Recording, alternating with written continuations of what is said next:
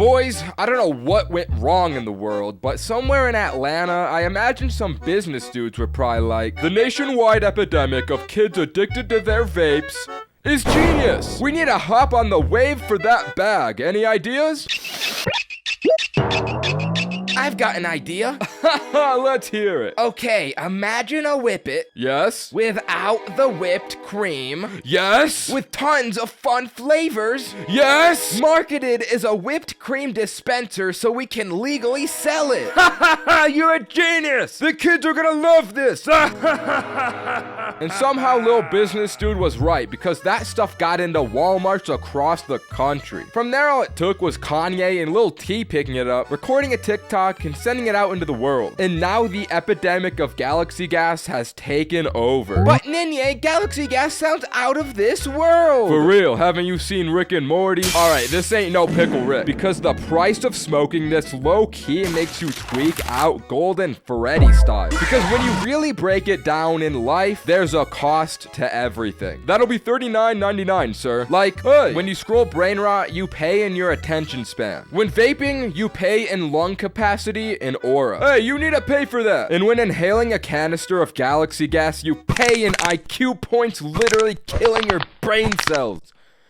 And also your aura. Excuse me, sir, did you just murder that person? Oh, not to get real scientifical, but galaxy gas is just flavored nitrous oxide, aka the enchanted whippet, aka laughing gas. Oh, I love laughter. But this shit ain't nothing to laugh about, dog. It's probably like a 5 on the lethality scale. You need the vape and skibbity toilet crafting recipe, because this shit is literal canned brain rot. Oh, I love skibbity toilet. You are beyond saving, bruh. This shit literally causes hypoxia by depriving the brain of oxygen and killing brain cells?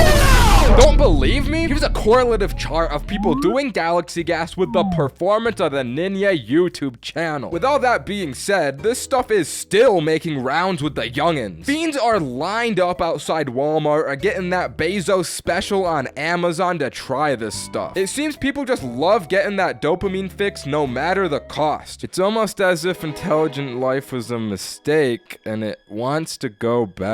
You know what I'm saying? Call it the orb of confusion, the way it makes your brain slowly die. And I ain't no doctor, but kids huffing nitrous oxide and killing their brains in school has got to be worse than sucking vapes and killing their lungs. So I got a real life doctor to fact check me. Oh yeah, the fucking lungs aren't as important as your brain. Now realistically, the only people doing galaxy gas are dudes that want to try it once out of curiosity, regular users with genuine brain damage. There's a few people in wheelchairs from nerve damage, Kanye West, and lastly, me, exactly 2 weeks ago. But Ninja, you can't do galaxy gas. You just told us how harmful it is. Alright, listen, if I'm gonna start barking about this, I gotta be willing to bite. For investigative sake, I've put my life at stake here to see what the hype was about, and if galaxy gas is truly as harmful as people say it is. So locked in at Walmart, I start looking around for some galaxy gas. But like, where the fuck do you even look for galaxy gas? I don't know if this is in the culinary aisle, the pharmacy. My fat ass big back was in the bakery. So I go up to the employee like, yo, do perchance you guys potentially have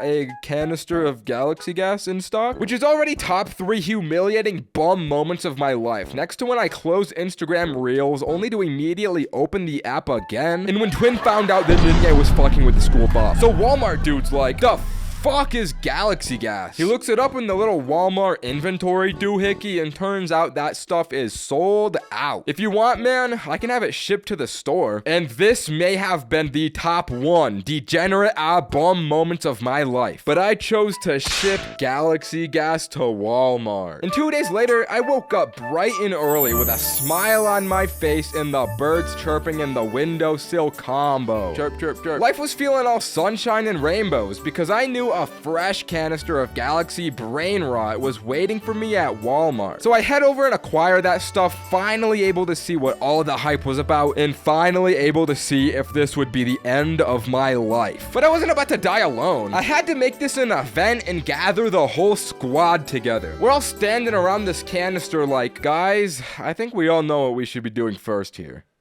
Does galaxy gas actually make whipped cream taste better? As complete bullshit as this product's marketing is, this is technically the intended use. We got the heavy whipped cream sugar connected to the dispenser infused with nitrous oxide, and after shaking vigorously, we had created what could only be described as the shittiest whipped cream that we have all ever consumed in our entire life. What the fuck, bro? What the fuck is this shit? Now, let's actually try this. Who's doing this first? Boys, I should do it last to build dramatic suspense for the video. Truthfully, I wanted to do it last because if somebody died here, it wouldn't be me. All right, boys, I guess I'll do it first. Wait, I want to do it. No. Roman starts inhaling this. Unbeknownst to us, he hit the galaxy gas way longer than he should have. We didn't know what we were doing. Roman then proceeds to completely fall backwards onto the ground. Oh shit, he's having a seizure. Oh my god. He needs CPR. CPR? Hey bro, why'd you do that to him? What the fuck? Yo, guys. We got the ambulance on the way, dog. You'll be all right. Nah, guys. I'll resuscitate him.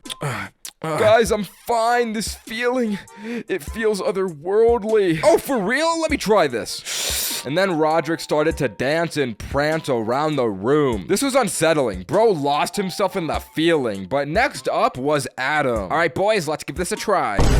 Stone cold, as if eldritch horrors had appeared before his very eyes. I don't know what happened inside of Adam's mind in that moment, but it was not good. But since the 3 soldiers were still alive, it was inevitably my turn. I inhale the galaxy gas, and what happened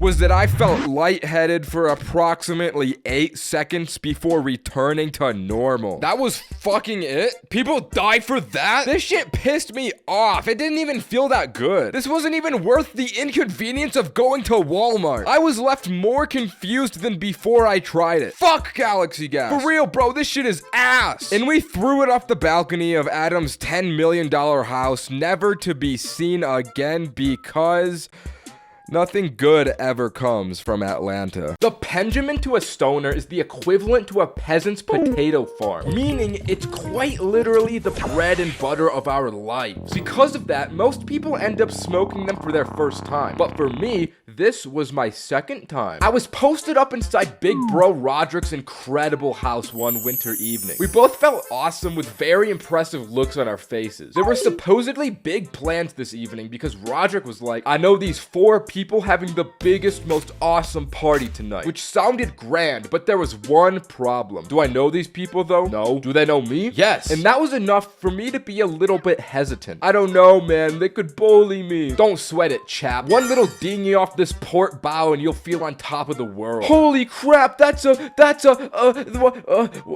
that? What is that? It's weed. Boom! This was a top 10 bomba-clot moments of my entire life. As I mentioned, I had only ever smoked one time before this, and the parasites in my brain were starting to speak to me. The same parasitic voices that tell me to peek corners in Valorant, gamble more money, and generally overextend on things I shouldn't were firing. Alright, Roderick, we've done this once before. I don't see the harm in going for a second. Oh god, it hurts so badly. You can't go crazy like that, bro. You gotta take your time. Oh, alright, I'll do it gently.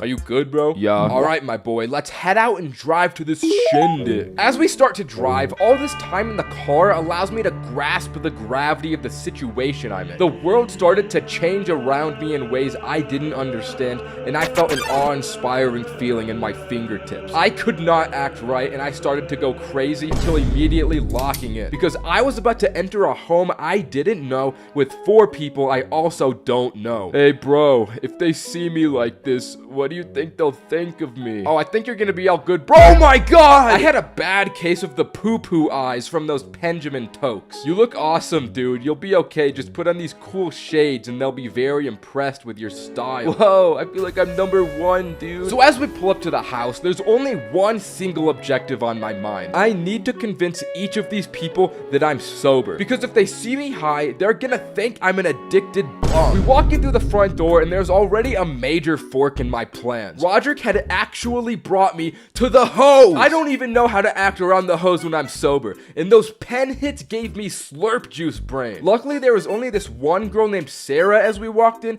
but I kid you not, she looked exactly like the Fortnite Sunstrider skin. God threw a level 10 baddie my way, and I started getting anxiety. But I couldn't forget the objective at hand. I can't let Sunstrider find out that I'm high. Yo, what's up, Sarah? This is Ninye. Oh my god, Roderick has told me so much about you. Alright, I can't mess up my first introduction. Yo, haha, that's awesome. Okay, that wasn't bad. Alright, I'm gonna go say hi to everyone else. Bye, guys. God damn it, now I'm all alone with her. So why are you wearing those shades in the middle of the night? Off rip, she's going for my weak spot. I gotta change the subject. Are you very impressed with my style? Fuck. Yeah, you look really cool. This is too stressful. I need to go somewhere to blow off a little steam. Alright, where's the bathroom? So we go upstairs and she shows me to the little man's room and I start doing push-ups on the ground like, ugh, fuck yeah, ugh. I'm trying to get a little pump in an attempt to get my head back in the game. But while grunting and moaning on the floor, I can see Sunstrider's feet from under the little crack of the door on the floor. So hopefully, she didn't get the wrong idea from my sounds. But I waste no time to text Roderick, I'm afraid of the hose, bro. In which he replies, don't worry, I'll clutch up for you. So as I leave the bathroom, Roderick comes upstairs with a deck of Uno cards and a bottle of vodka and starts telling us rules like, you two gotta drink every time you draw a card. Sarah, you go first. Bro is taking some big dog initiative in this situation. And then Roderick essentially just falls back down the stairs. Now I'm pretty much locked into playing Uno with this one girl at this point. But I start dicing her up with these draw fours like I'm a professional at this. And in no time, Sunstrider starts getting all bomba clot from the drink. She starts getting into all this girl talk like, I fucking hate my friend Melissa. She fucked my ex-boyfriend last week. And I'm like, damn, that's crazy. While I keep pulling out these draw fours like nobody's business. Somehow before I knew it, Sunstrider had inched her way to sitting right next to me. She starts taking whole swigs from the bottle and looks at me like, you haven't drank anything yet. You can't be the only sober one. Let's fucking go! This whole time I had successfully masked the fact that I was high, and her saying that just confirmed it. So I take a celebratory swig, but then she starts doing some weird shiz, like putting her hand on my thigh like, fuck Melissa anyways. But it turns out she drank more than she could handle because she couldn't control the volume of her voice, and she said that really loudly. Before we know it, this girl runs upstairs like, what the fuck did you just say? Turns out Melissa was at the party and heard everything. The two other girls come running up from behind Melissa, and a whole fight starts breaking out before I could process what was about to happen to me. Even this girl's little brother walks out of some bedroom. I didn't even know he was in the house, but he starts to get involved in this. I'm just sitting on the floor watching it all unfold until Roderick slowly walks up the stairs behind them and beckons me to come over to him. He's like, yo, I don't know what's going on, but we should probably leave. I'm down, bro. This place is getting a little too heated for me. So we sneak out the front door and drive away. I start telling Roderick about what happened with me completely washing this girl in Uno with no remorse for her soul. And he drops the biggest plot twist of the night. It turns out he had rigged the cards and made every other card draw in my favor so that the girl would drink more and make the situation less awkward with me. So if there's any takeaway from this story, take your time with the penjamin because it hits very hard. Before you know it, you'll get anxiety from the hose.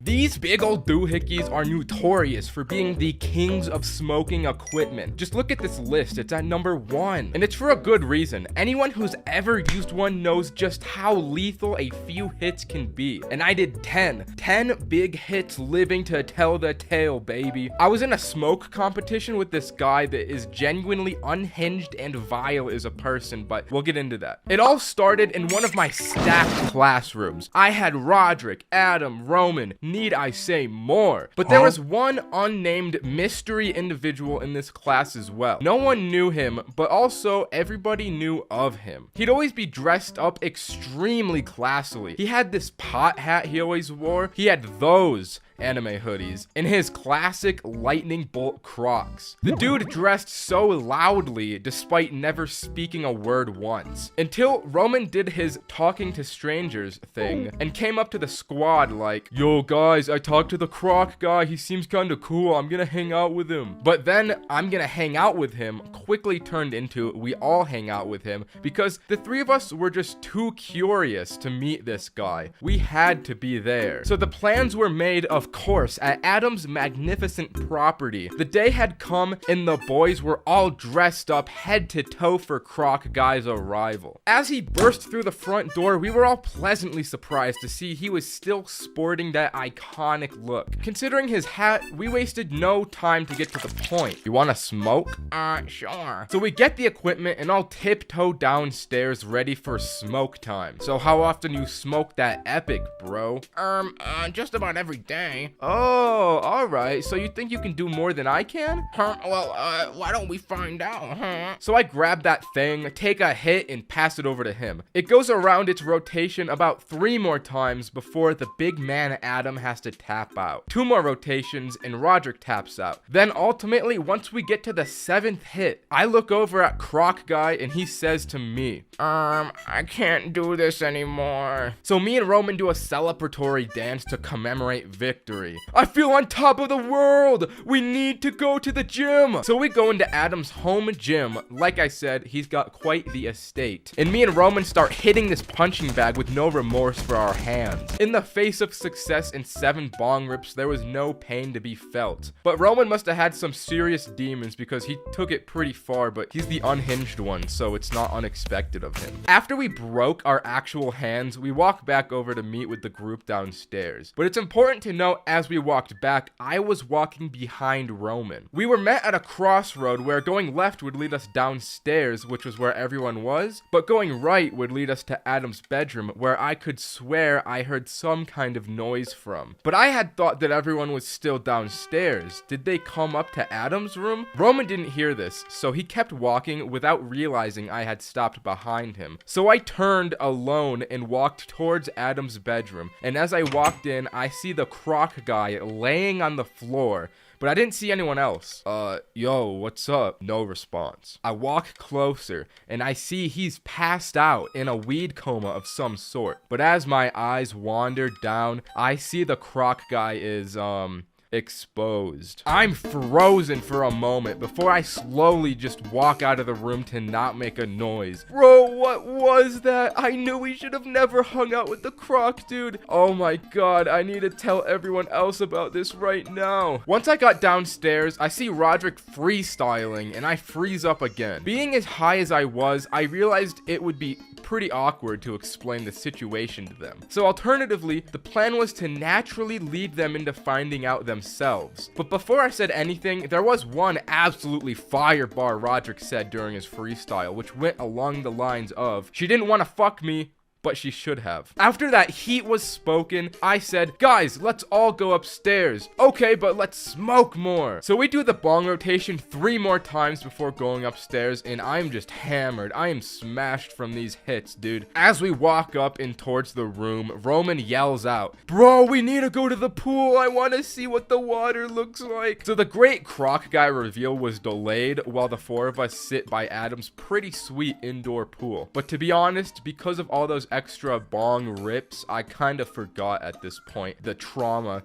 that I had seen earlier. Something had snapped inside of me just out of nowhere at this pool because I'd start talking to myself. "We're going to war, boys. This is gonna be the end." "What are you talking about, bro?" "We're in the cryopod, bro. We're freezing ourselves in the cryopod before we go to die at war on the fire planet." "You're on something else right now." "Yeah, I have no idea what he's talking about." "Tell me, should I die for my family or for my country?" "Definitely the country, bro." "Yeah, definitely. When I'm out there, I don't have a family." I just created an entire headcanon in my mind that we were these space soldiers. I don't know where it came from, but it was funny. "We should leave the pool. Roman, that was a shit idea." As everyone left, I kind of lagged behind for 30 seconds or so before I got up. And because of that, I exited out of the wrong door because I'm directionally impaired. I ended up on the other side outside of the house in the living room. There was jazz playing, the Christmas tree was set up, dim lighting. This was the absolute peak environment to be in. So I sat down for a minute alone to take in the environment when my peace was suddenly interrupted by screaming at the other end of the house. Then I finally remembered that atrocity in Adam's bedroom that I forgot about, but I didn't bother to go over there since the situation I was in was just too good. So I just laughed about it alone from a completely different end of the house while my 3 friends just went through torture. I couldn't be bothered when I was this high and cozy. Eventually, I just kind of fell asleep and the boys handled it. I don't know what exactly they did to the croc guy, but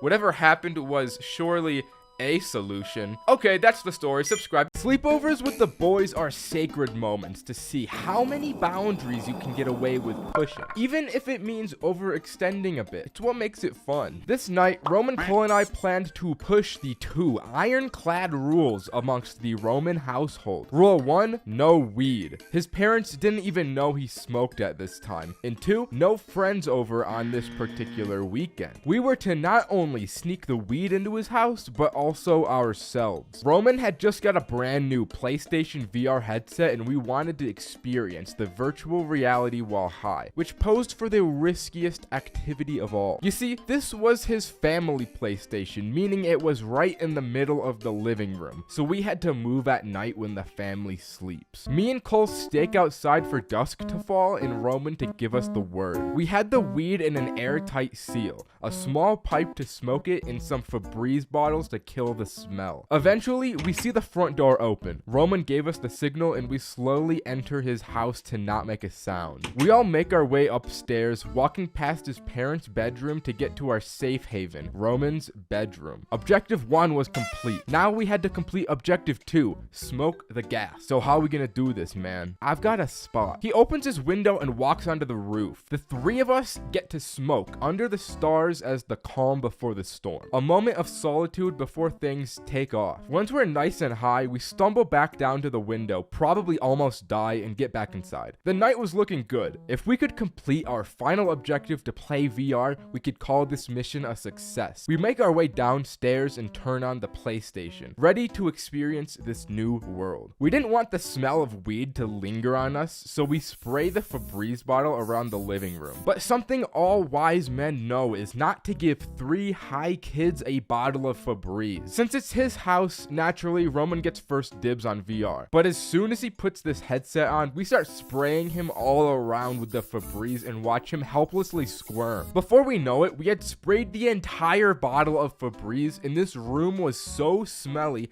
it was completely unlivable. And this headset had speakers built into it too, which is important because Roman didn't realize how loud he was being.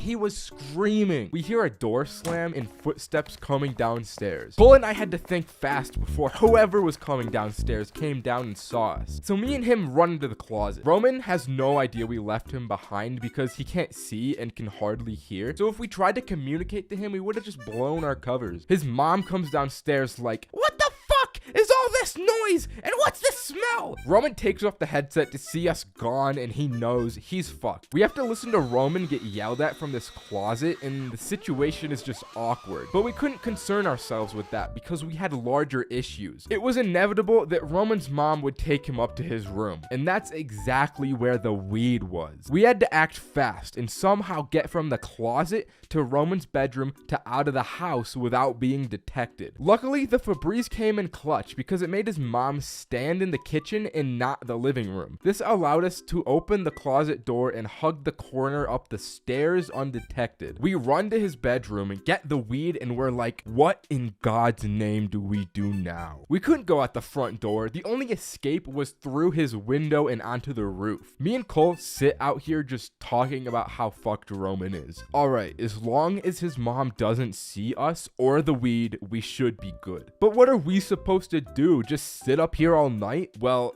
At least we have the weed on us. So the two of us, stuck between a mom and a hard place, resort to smoking more. I mean, what else are we gonna do? Some time passes and we see a head poke out the window. Yo, Roman, are you good? But this wasn't Roman. It was actually his dad. The two of us are paralyzed until he talks. Yo, what's up, guys? What are you doing up there? He sees our weed and puts two and two together. You know what? I used to smoke weed too all the time as a kid. I don't want to freak you guys out. So he uses his dad magic to get us through the house undetected, drives us home, and we get out safe while Roman takes the fall for us. Okay, that's the story. Ring the bell. Bye. At one point, we've all consumed more substances than we can take and lost some sort of bodily function. Whether that's the loss of literal control over your body or the loss of your mind, so you just act on all of your primal monkey thoughts, either way, something is lost. So even if this story is the highest I've ever been, if you've watched me for long enough, you'll know that the only thing that I lose is my shame. I have an ability to hard body substances without ever dropping. So at least originally, this night was going to be planned as a mushroom trip between me, Roman, Adam, and Roderick. And I'll just skip the scene setting because I know you just want to see the drugs. So me and Roman pick up 6 grams of shrooms, stop by the Holy Land for snacks, arrive at Adam's luxurious estate, and get inside to prepare for the Ninja content farm. Also, Cameron was there too, so let's not forget about him. Round of applause for Cameron, although he was going to be sober and exclusively doing homework on his MacBook this night. So you got the stuff, my brethren? Yeah, bro, I got it right here. Let's just bust this bad boy open.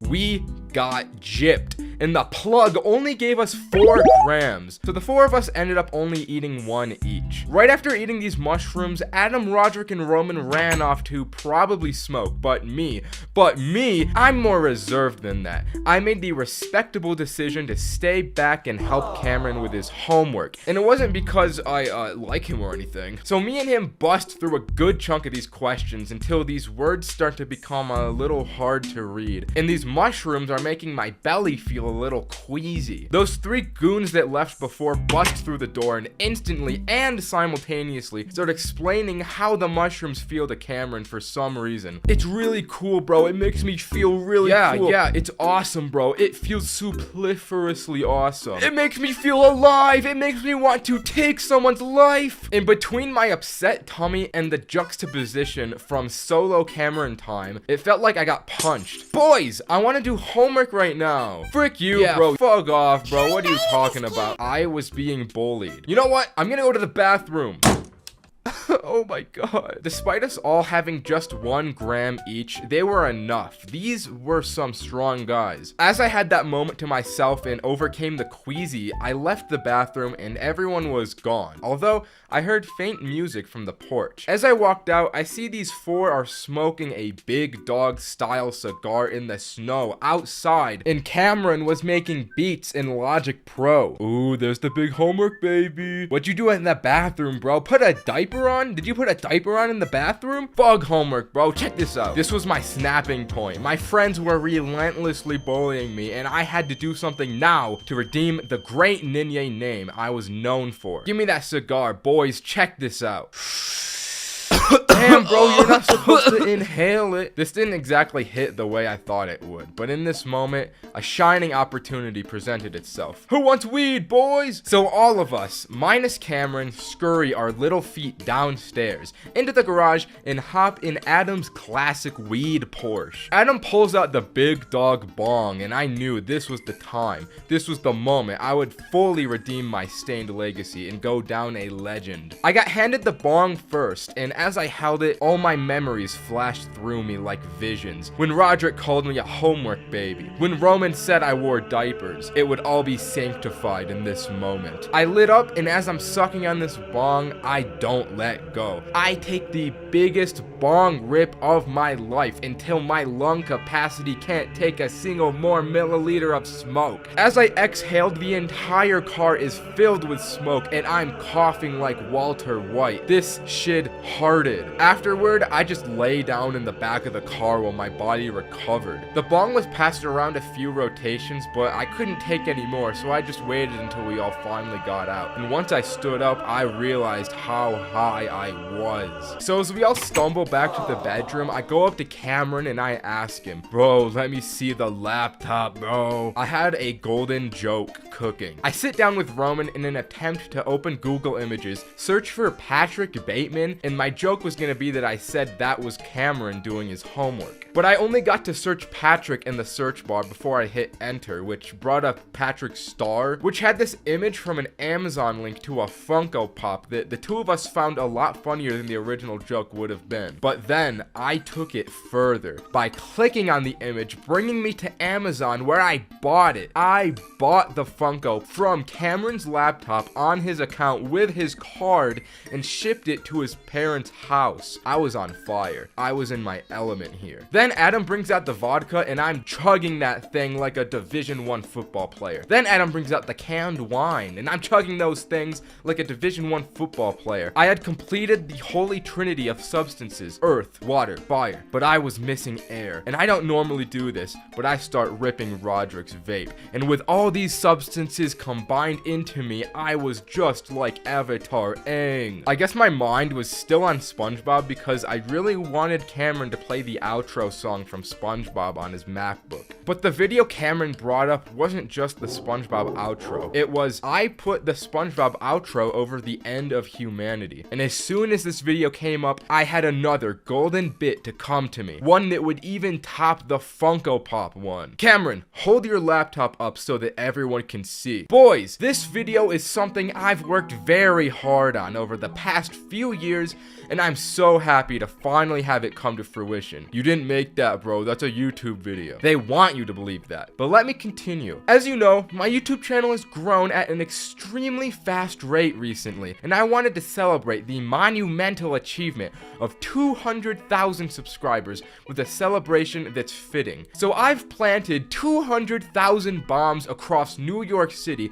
and what you're seeing now is live drone footage broadcasted from my channel. But it's not just New York. The more subscribers I get, the more bombs I plant, until even we are engulfed by fire and explosion. It's just my way of saying thank you for all of the support I've received thus far. As you can imagine, that bit killed it. I could confidently say that my name was saved from the disaster of earlier that night. I walked out of the room and into Adam's library, basking in glory. Like I said, he has a luxurious estate. He has a library. And still vaping, I sit on his oversized reading throne until I passed out for the night. Okay, that's the story. Subscribe. Bye. Here's a big one. You people have wanted this. My first time getting high, as it goes for most people, was a crazy experience. Now, I was at my friend Roderick's house. He's a classic guy. He's in just about every story that I tell at this point. Roderick's house was not like any other house. He lives in luxury. A luxury that a poor, under the poverty line boy like me will flip his shit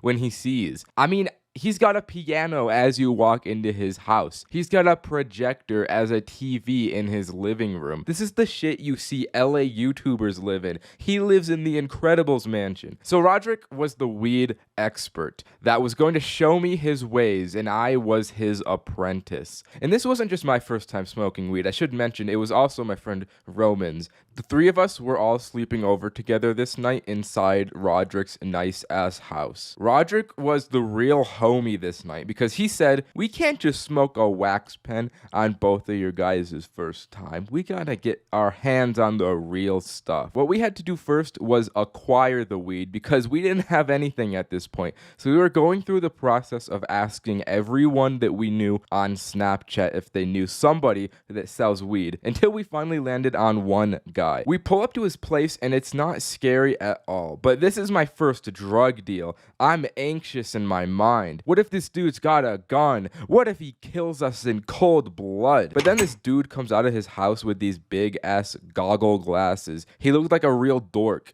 This motherfucker was a certified bozo. We could have given this dude a wedgie for the weed. Once we drove off with the weed, we all just burst out laughing because we were expecting the exact opposite of this guy. We had acquired our first weed. Roman and I were just marveling at its beauty. We felt the weed, we smelt the weed, but most importantly, we wanted to smoke the weed. Before we stopped back at Roderick's, we drove to the gas station and he was like, I'll be back in a minute. This won't take long. He comes back with a bottle of Sprite, a pack of gum, a pencil, and a straw. Yo, what is this all for, bro? You'll see, bro. You will see. So we drive back to Roderick's place, run to his bedroom, and assemble all of our stuff. Roman and I just sit back while Roderick works his magic. He drinks the whole Sprite bottle, takes a gum wrapper, and wraps it over the top. He pokes some holes in the wrapper, and then he stabs the side of the bottle and sticks a straw in. And just like that, we had our own homemade bong made. It was a pretty jank way to smoke weed, and it didn't work all that effectively, but we had to make do with what we had. We were on limited resources. So we smoked out the Sprite bottle. And I don't know what was in this weed, but it affected Roman and I in a way weed has never before since then. In my going for a walk on mushrooms video, I mentioned how the mushrooms made my vision like in Minecraft, how your FOV can increase. In my experience, that's pretty usual for mushrooms, but this was the one and only time that I've had this effect solely from weed. And it wasn't just me. Roman had the same experience with his vision. It was so weird. I don't know what was in this goddamn weed, but it had us looking at things crazy. I was so goddamn giggly too that I just couldn't get enough of these guys. I laughed at everything. It didn't stop. After you smoke a good amount of times, I feel like the giggles eventually just go away. But the first time I had the laughs. Then the fabled munchies kicked in and we had no remorse for the kitchen. We started tearing through everything like savages. There was a fruit bowl in the middle of the kitchen, so I went, don't mind if I do, and wiggled my little fingers. I picked out an apple and there was a fly on the apple, and I don't know why, but this fly scared me. I mean, I don't fuck with bugs. So I threw the apple, I projectile tossed it across the living room, and it hit right into a framed painting and shattered the glass. I don't feel good about this even today, but luckily the painting itself wasn't damaged and his parents were not home at the time. It was fucking loud. They would have known what happened. So we started to panic, but thankfully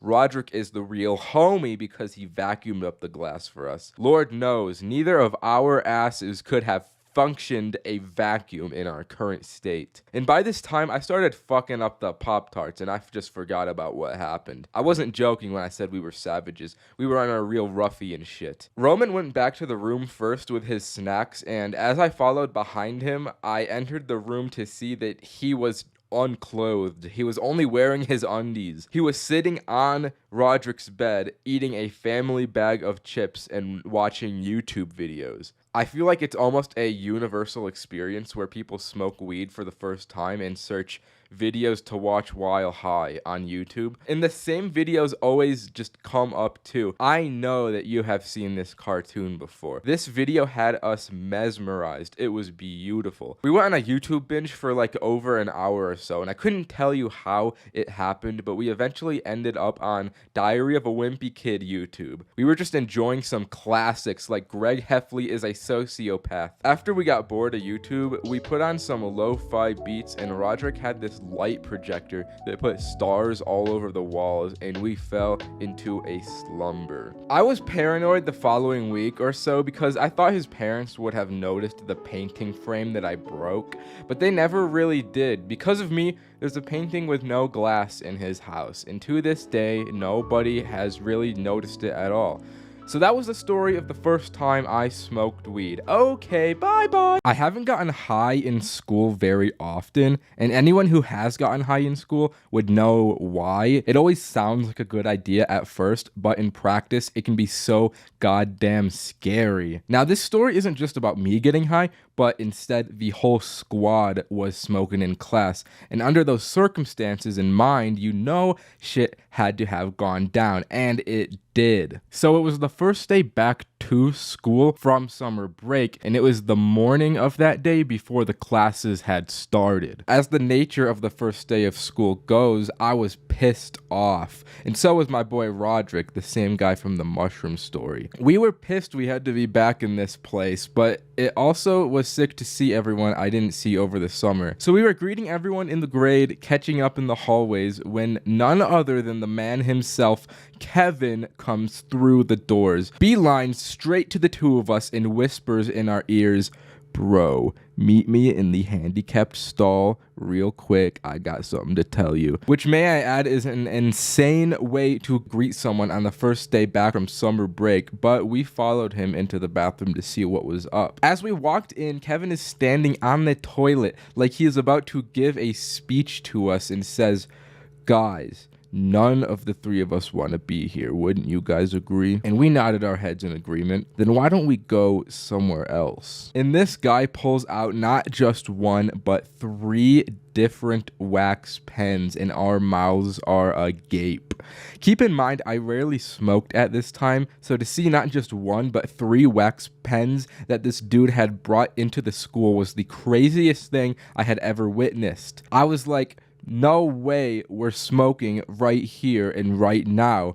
And Kevin said, "Not yet. See, I've been dreading the first day of school for a long time now, so I've thought up a way to make it a little more interesting. I want to play a game. We each carry a pen on us for the entirety of the day.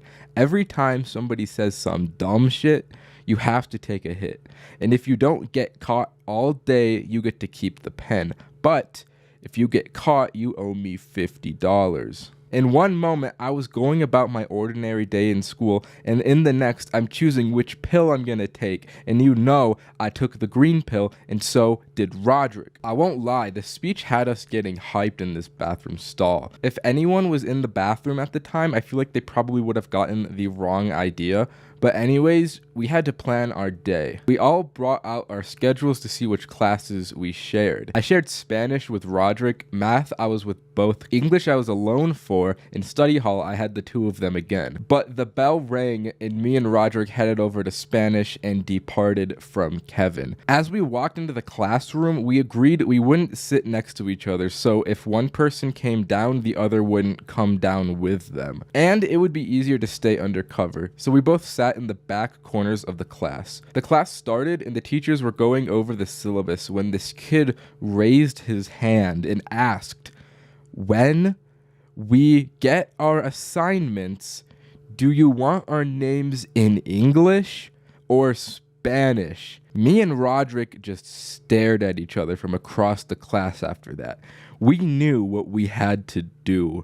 As soon as the teacher turned around to the whiteboard, we took a hit, but then she turned around and we just had to hold in the smoke until she turned around again. And once I did, I started coughing loud. I couldn't hold it in that long. So I crossed my arms and put my head down, and no one thought anything of it, but it was close. The class went on and we got out of that one safe, although those wax pens, if you've ever smoked them before, hit hard. So even though I only took 1 hit, I was already feeling it as we walked to math. We got to the class first, and as Kevin walked in, he looked so fucked up. I was like, "Bro, what happened to you?" And all he replied with was, "It was Liam, bro." And then just took a seat before I could respond. Lord have mercy on his soul. Let me tell you, math was a dreadful class to get through. Not because of the challenge. We didn't even have to smoke once during this period.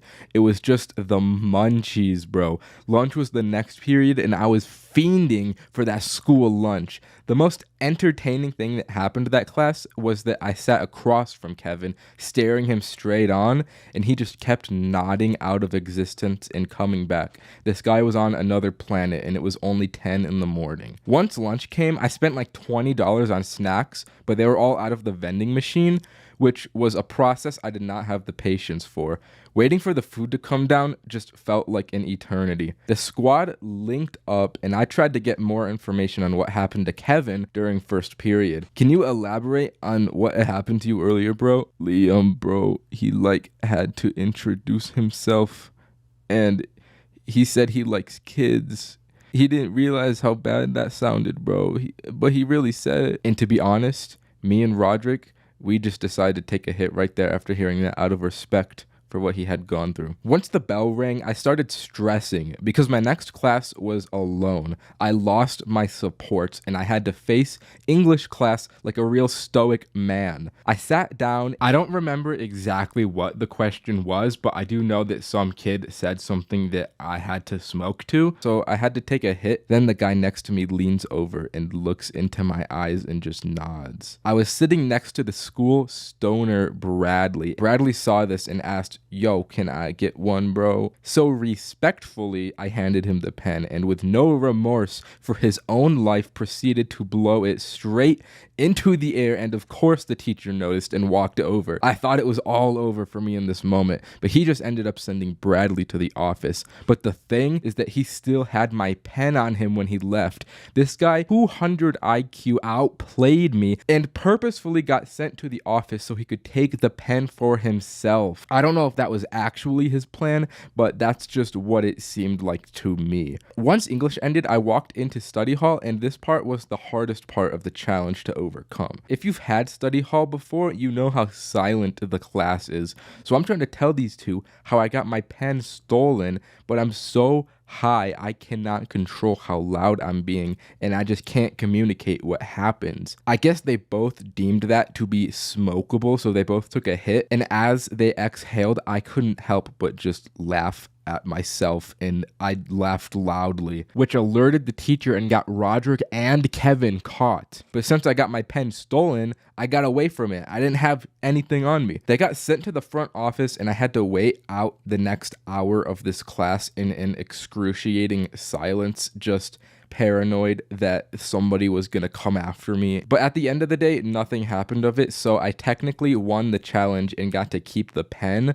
But since it got stolen, I really just got nothing. But I'm glad I won though, because if I had lost, I would have had to fork over $50 and a new pen. So I dodged a bullet there. So while I didn't get anything, at least I didn't lose. Listen, smoking can be fun and all, but anyone who's done it consistently knows that it can get stale. If you think about it, it probably makes sense scientifically. After you feel the same stimulus, you'll eventually grow jaded to it. But people who don't smoke almost always take the high experience in entirely new ways. So I decided to get a group of friends together that have never smoked to test this hypothesis. I don't have a lot of friends though, so it was only 2 people, so please don't comment on that. But my lucky individuals were the legend Cameron and my friend Jaime. Jaime showed up to my house first, and completely unannounced to me, he came in full Joker face paint. When I saw this, I got the feeling that this night was gonna be really funny or really scary for Cameron. I didn't know how he'd take this once he saw it high. But eventually, young Cameron pulled up, and I gave the 2 of them edibles because they didn't want to hurt their little lungs. So while we're waiting for these to hit, I really start hyping the whole thing up to these guys. Alright guys, listen, this is gonna actually change your lives. This is gonna be the best experience that you've ever had. And Jaime was like, hee, I'm the Joker. And not even 10 minutes after consumption, Cameron swore he could feel it already. That was cap though. It was all placebo at this point, but he believed it with his whole heart. It didn't help that Jaime started gaslighting him like, yeah, you definitely feel it, man. I think I'm actually starting to feel it too. Holy fuck, I'm so fucking high. So Cameron lays on the bed thinking that he's already high, while Jaime just starts getting into my PC. There was very little time before Jaime just opened Steam and bought Honey Pop with my credit card.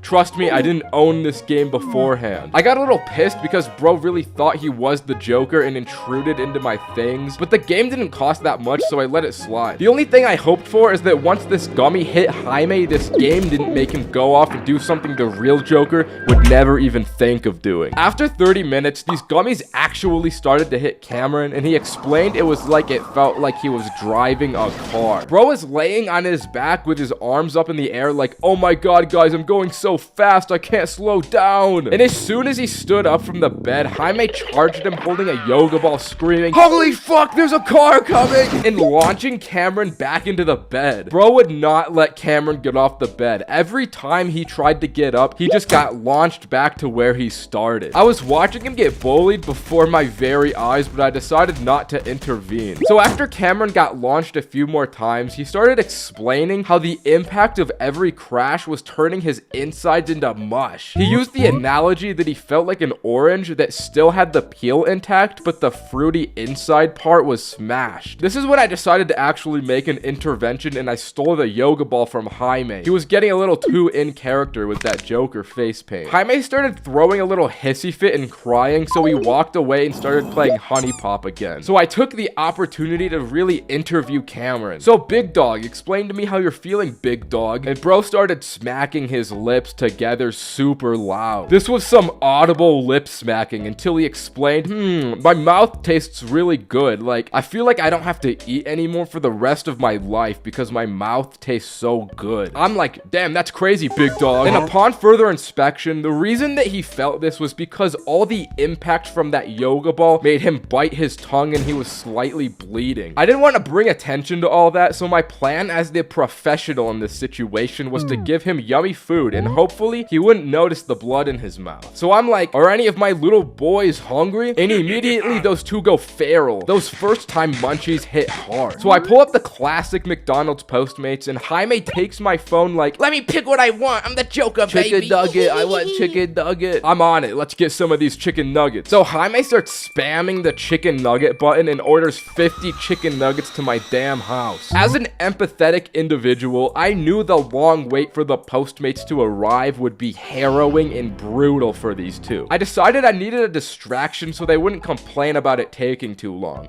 Mainly Jaime. So I pulled out the iPhone projector and started playing Five Nights at Freddy's game theory lore videos because I know Jaime loves those. After not even getting a few minutes into the video, I came to the realization this was actually a terrible mistake because it started to make Jaime genuinely tweet. Five Nights at Freddy's 4 is the worst thing to ever happen to the series. What is Blood yapping about? I don't know, man. I'm really hungry. It totally has all the pieces for a dream theory to be true, but no. Is this like an issue? Like, should we stop him? I don't know if this is bad for his health. Why is the Chica toy missing its beak? I don't know, what does any of that mean? And what the fuck is Juniors? Why don't people realize FNAF 3 takes place in 2015? 30 years refers to 30 years since the original murders in 1985. Not 30 years since the first game. That makes no sense. Luckily, the Postmates notification cut him off and it was chicken nugget time. Let's go. So we ran downstairs, got the food, ran upstairs, but as me and Cameron got to the bedroom, we decided we needed water with the nuggets so that we didn't choke to death. Before we went back downstairs though, I decided to snap a little picture of the scene in front of me. Because seeing Jaime and Joker face paint playing Honey Pop with 50 chicken McNuggets was something I didn't want to forget. But unknown to us, this would quickly become a top 10 moments caught before disaster image. So we go downstairs, fill up the water in the slow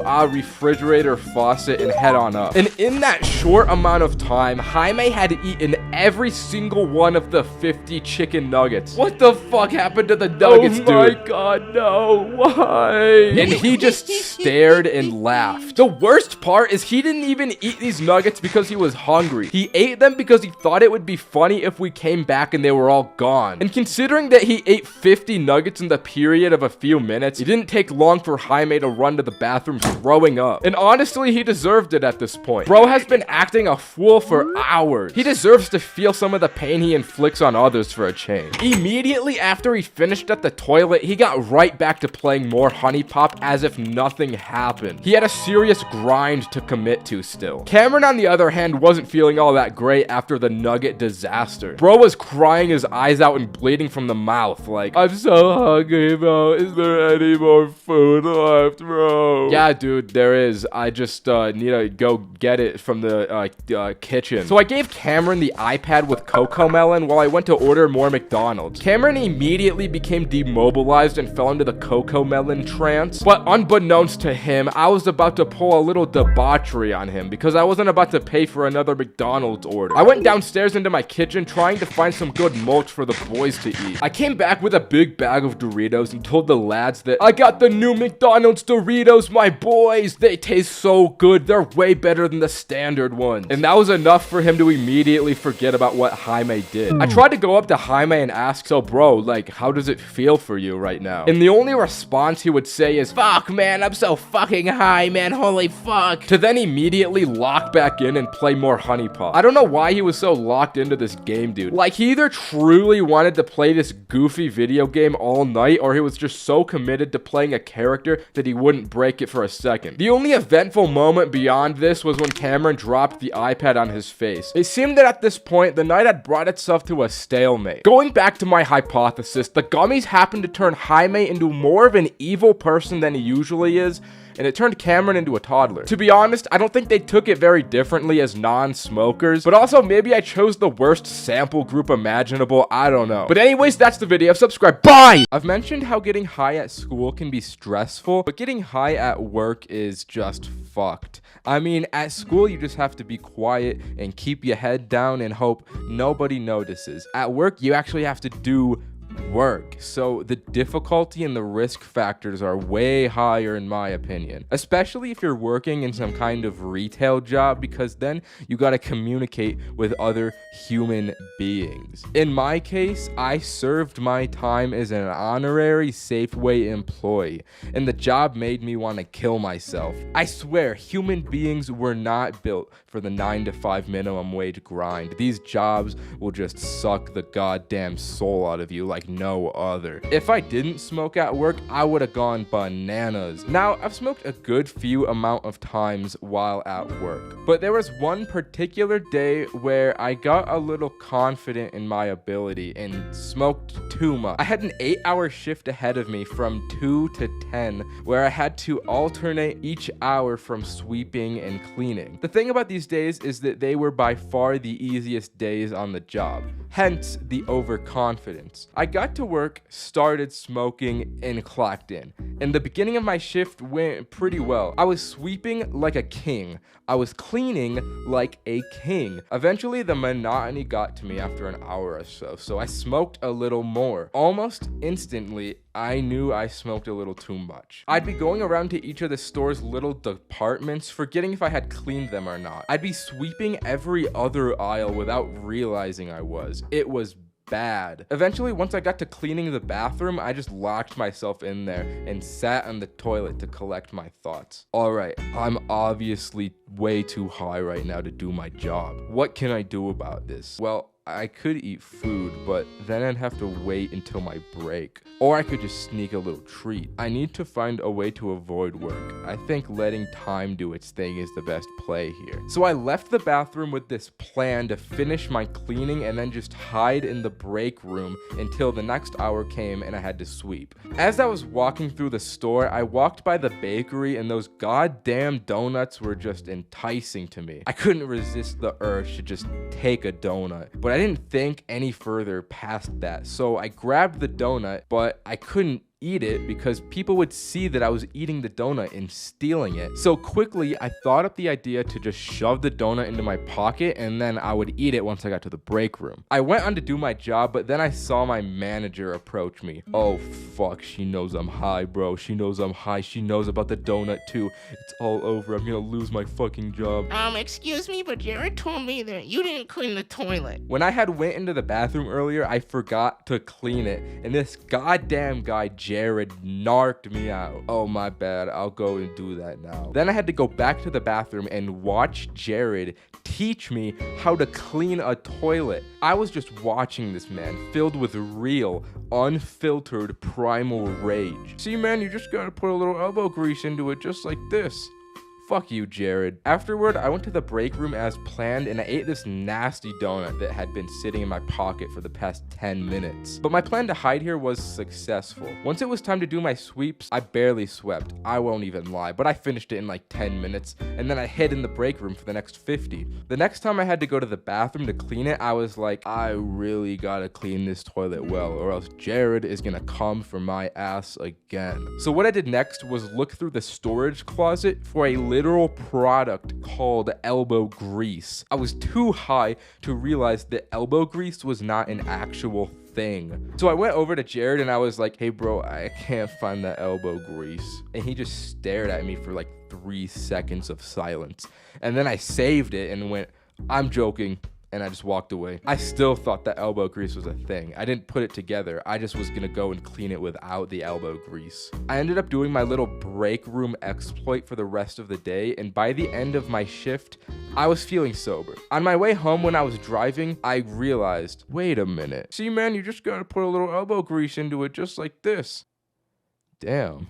Fuck you, Jared. I recently bought an Airbnb to stay in for 50 hours and get deviously high for the entire time period. Every 5 hours that passed, my beautiful friend Cameron would spin a giant wheel with various different challenges I would have to complete. By default, every 5 hours, I would also eat a 25 milligram edible, progressively getting higher and higher as the challenge went on. But if I failed the challenge, Cameron would force me to eat an additional 2 gummies, which, you know, would probably end up with me passed out if I failed too many. For the first 5-hour block, Cameron spun that massive wheel and got make a PowerPoint. So I eat my gummy and start thinking about what I'm going to make this PowerPoint about. I'm looking around this Airbnb room for inspiration, but there's not much to work with. But then I feast my eyes upon something great. It was one of those corny Christian house decor items, and I thought, yeah, I can work with this. I got to work tirelessly on this PowerPoint. Although those gummies started to hit halfway through, so it took me a bit longer than I anticipated, that was nothing the Lord's strength couldn't handle. After hours of endless work, I had a finished product to present to Cameron. Alright, Cameron, so this is why Jesus Christ should definitely smoke weed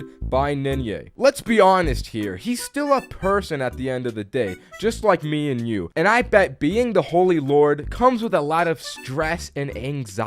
I bet smoking weed would really help him out with that. Let's do a little activity. Let's count on our hands how many of our friends believe in the Lord's faith. Yeah, that's right, not a single one. The youth are quickly losing faith, but smoking weed will make Jesus way cooler and way more relatable to younger people. Here's just a quick before and after. Jesus before he smokes weed and Jesus after he smokes weed. As you can tell, there's a big upgrade here. Without weed, he is mid. Faith will be peak again. Thank you for listening. Cameron thought my presentation was very cool and impressive. So afterwards, I didn't have to eat any extra gummies and I was free until hour 10. Something I didn't foresee is that these activities would not take nearly as long as the 5-hour time slots between them allowed for. So I had a lot of free time. All that free time meant lots of hours on TikTok while high, which perfectly transitioned into the hour 10 challenge. I ate a gummy and Cameron spun the very giant and real wheel, and I got watch TikTok and make a top 5 list of the best ones you find. I had already been grinding TikTok for a few hours, so I knew I could make the most fire top 5 TikToks. I scrolled for a few more hours because I wanted a varied sample group of videos. After my many hours of hard labor were over, I meticulously handcrafted the perfect videos from my likes. First, I started off with a beautiful penthouse view of Cameron's favorite city in Chongqing, China, followed by this Roblox depiction of a child abduction, which I felt Cameron could relate to very well. I did a bit of a 1-2 combo here because the next video of Hasbullah is also something I imagine Cameron can relate to pretty closely. The next one was a pretty cool rock formation in Ireland, but it didn't actually matter at all because it was all set up for the grand finale TikTok of this epically laughing dog. Not gonna lie, I think that last one was the slam dunk that sealed the deal here because I had Cameron dead and I passed with flying colors. Hour 15 came, Cameron spun the wheel, and this time I had to make and drink a smoothie with all the delicious ingredients Cameron had so graciously bought me and put into the refrigerator. I had hella munchies at this point, so I was looking forward to this easy little break challenge I had gotten myself into. I opened the refrigerator and the only 2 things he had bought was cauliflower and a bottle of water. Bro, what is this? Why are these the only things? Oh, you know, it's just a little something, you know? I'm not gonna shred cauliflower and drink it with water, bro. Cameron was thinking 3 steps ahead of me because he knew I wouldn't eat this dung. He was doing a bit of what we call in the industry throwing for content. He felt I wasn't getting high enough, and if I were to fail this challenge and eat extra gummies, it would make things a little more interesting. I won't lie, it ended up up working. During hour 15, I ate a total of 3 gummies because this little pitfall he had set for me. By the time hour 20 came, I was sloshed. This was the 1 hour that we didn't spin the wheel. The idea was that I had to build a pillow fort, which would really just be me making a bed to sleep in since I was 20 hours into this challenge and I had to sleep. But before I did that, I had already passed out. So when I was awoken all groggy at hour 25, Cameron had the 4 gummies I had to eat at the ready. This was the point where it was all just pain. I had to eat 100 milligrams of edibles after waking up from my shite sleep that only lasted 5 hours. Already we had to spin the wheel again, and it was a game of hide and seek where I had to hide from Cameron for a successful 30 minutes. I won't lie though, I just went into the closet with as many blankets as I could find, covered myself, and passed out. I ended up sleeping the whole time again, and to be honest, I woke up sloshed again and royally fricked from the residual hour 25 gummy load. As I awoke, Cameron came to me with an extremely devious smile and said, "Hey man, you gotta go to the kitchen. I got you something special for hour 30. Come on, big guy." So I got up feeling like I had just gotten hit by a car and waddled into the kitchen to see a big GoPuff bag. The wheel landed on a free spot, dude, so I got a gift for you. Oh my god. After 30 long hours of suffering, I finally have something good happening to me. I'm so hungry. I don't even care what you picked me, dude. I'll eat anything. Thank you so much. I grabbed the bag in excitement, and as I opened it, the only thing it was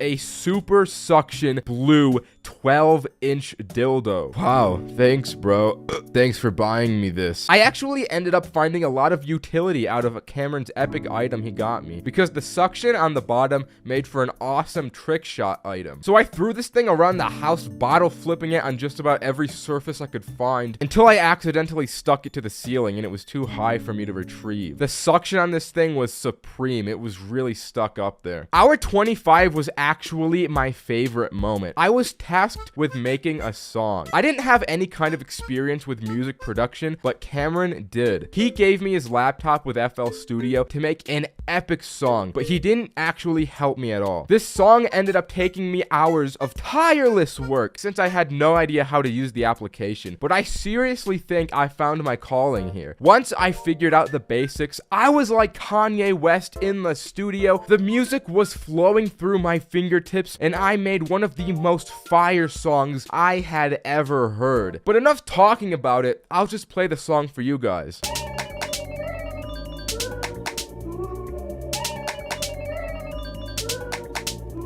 For some reason, Cameron didn't like this song though, because his head is too far up his ass. So I ended up eating an extra 2 gummies, and it was off to hour 40. The wheel spun, and what was required was a battle of willpower, discipline, and heart. I had to step outside in merely my undies while it was blisteringly cold and blizzarding, and survive standing in the snow like a Joe Rogan ice bath for 5 minutes. If I were to fail this challenge, I'd have to eat a gummy for every remaining minute on the clock, so the stakes here were higher than ever. I took a moment to collect myself, as I knew this would take an incredible amount of focus. So I did that thing you do where you sit at your bedside in the morning and take in the fact that you have to live another day on this earth. Except instead of a bed, it was on a couch side, and I was preparing for war. As I initially went outside, the cold hit me hard. Instantly, I wanted to turn back. But I saw the sinister look Cameron had in his eyes. I saw how badly he wanted to feed me all those gummies, and I was determined to prove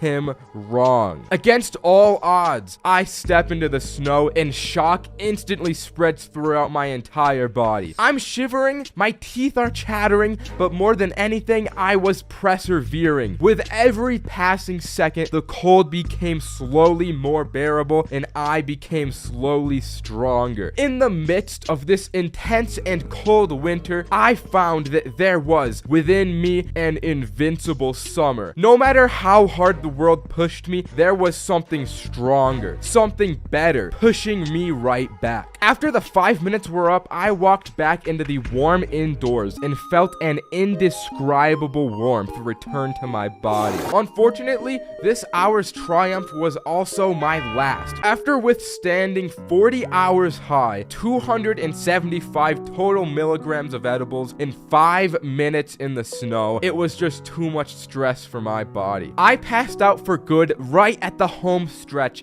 and didn't get back up to finish all 50 hours. While I lost the challenge, the lifelong lessons I learned throughout the excruciating pain I endured these 2 days made up for it. Maybe another day I'll have to try this again and succeed, but anyways, that's the video. Subscribe, bye! I also have a second channel now, so subscribe to this Ninja Plus. I've smoked, I've drank, Lord forgive me, I've even done mushrooms. But in my eyes, all of those are fairly moderate or not bad substances. But this time, doing Molly was the first time I dipped my toes into the deep end and jumped into what I would consider the dark side. And I didn't even mean to do Molly this day. So it all starts at the end of my day.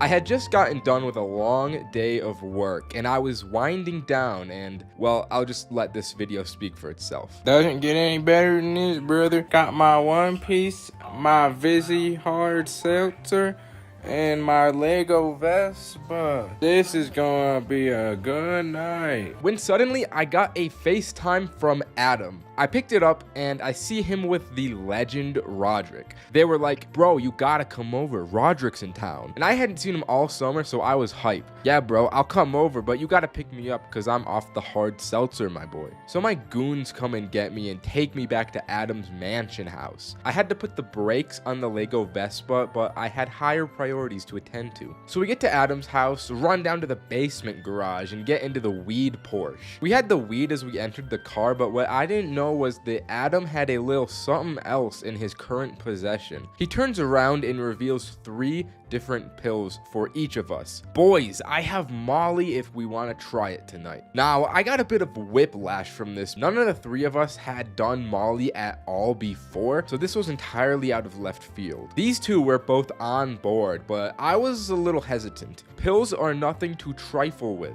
Adam had tested them, so we knew they were safe, but I was still a little sussed out, but also interested in trying them. In classic Ninja fashion, I said yes, but I opened up the pill and only took half. Because if this was gonna kill us, at least it would kill them first. Holy shit. So we popped these little guys and waited for our digestive systems to do its thing. We bumped the music and had a little chit chat. After about 15 minutes had passed, this Pop Smoke music was starting to sound a little better than usual. We were enchanted by the woo, and the 3 of us just get so much energy from this music. We step out of the Porsche and decide to experience this in the outdoors. So we go for a sunset walk around the neighborhood. As we walk around, Adam discovers that walking backwards is apparently really awesome. So the 3 of us are walking through the streets backwards, and I imagine it would be a strange cryptid thing to see as a bystander. I remember this moment was when it really started to hit these 2. Adam was staring at the sky like, bro, I'm breaking through, holy shit. It was like that video of the guy doing DMT on CSGO. As for me, I'm not really feeling all that much yet since I only took half the dosage. We get back to the place and I take the other half. For the next half an hour, these guys feel like kings, but I never reached that peak since I spread it out. So we decided to smoke on top of the Molly, and this is where I get sent to the moon and only really remember certain parts of the night. I had smoked that Yarnum pack that had me feeling like a Lovecraftian 5th dimensional being. Before I know it, there's an Uber at the house. I had no memory of ordering one, and I had no idea where it was gonna take me, but I get in anyways. The drive felt like 20 seconds long, but it had to have been at least a 10-minute ride. The whole time, my consciousness is just shifting in and out, and it felt like I was teleporting down each block. We get dropped off at this trail, and despite being a place that I go pretty often, I was like, bro, Where are we? It was so dark, I couldn't even see the ground I was stepping on. I just moved my feet forward and trusted that I wouldn't trip or run into anything. I remember saying, guys, I need you to look after me right now. I'm too fucked. Which was absolutely true. If I was alone out here, I would have been no better than the wild animals. I would have slept in the fields or something. It was so dark, my depth perception was all fricked up, and the trees looked like two-dimensional images. I didn't even feel like I was walking. It was like I moved in place while the world spun under my feet. The trees were coming at me. I wasn't walking towards the trees, if you know what I mean. Before I know it, I'm in another Uber going home. We get back to Adam's place, and it was somehow 4 a.m., which is just an absolutely devilish time for me.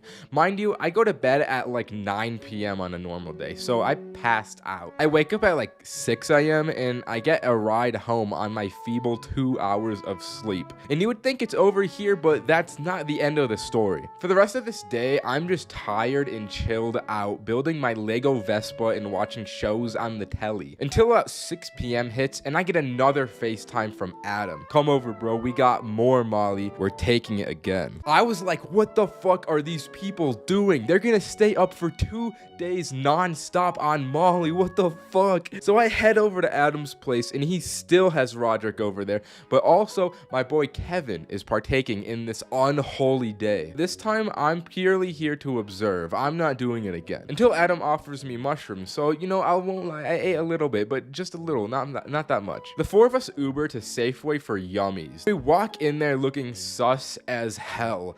I can't stop smiling. I try my hardest not to, but it's just something I couldn't do, man. I end up buying an entire box of donuts, and we Uber over to the park for a walk. We get dropped off by my boy Cameron's house, who lives by the destination, and he comes out just because he hears us outside. Just like that, my little party has grown to 5 people, and I'm handing out these donuts like I'm Mr. Beast philanthropy. From a storytelling perspective, this walk doesn't really have much to talk about. It was really just a fun and peaceful time. A late night walk out with the gang through the forest was just really nice. The entire walk, somehow, Cameron didn't catch on that the 4 of us were on drugs, which I think is really funny. Lord knows I'm not doing anything harder than Molly, especially not lean. Looking back on it, I don't think I'd do Molly again. It's just a little too intense for me. Mushrooms are where I draw the line. I'm sure a few people are gonna want to do Molly from this video, and if you really want to, I can't stop you,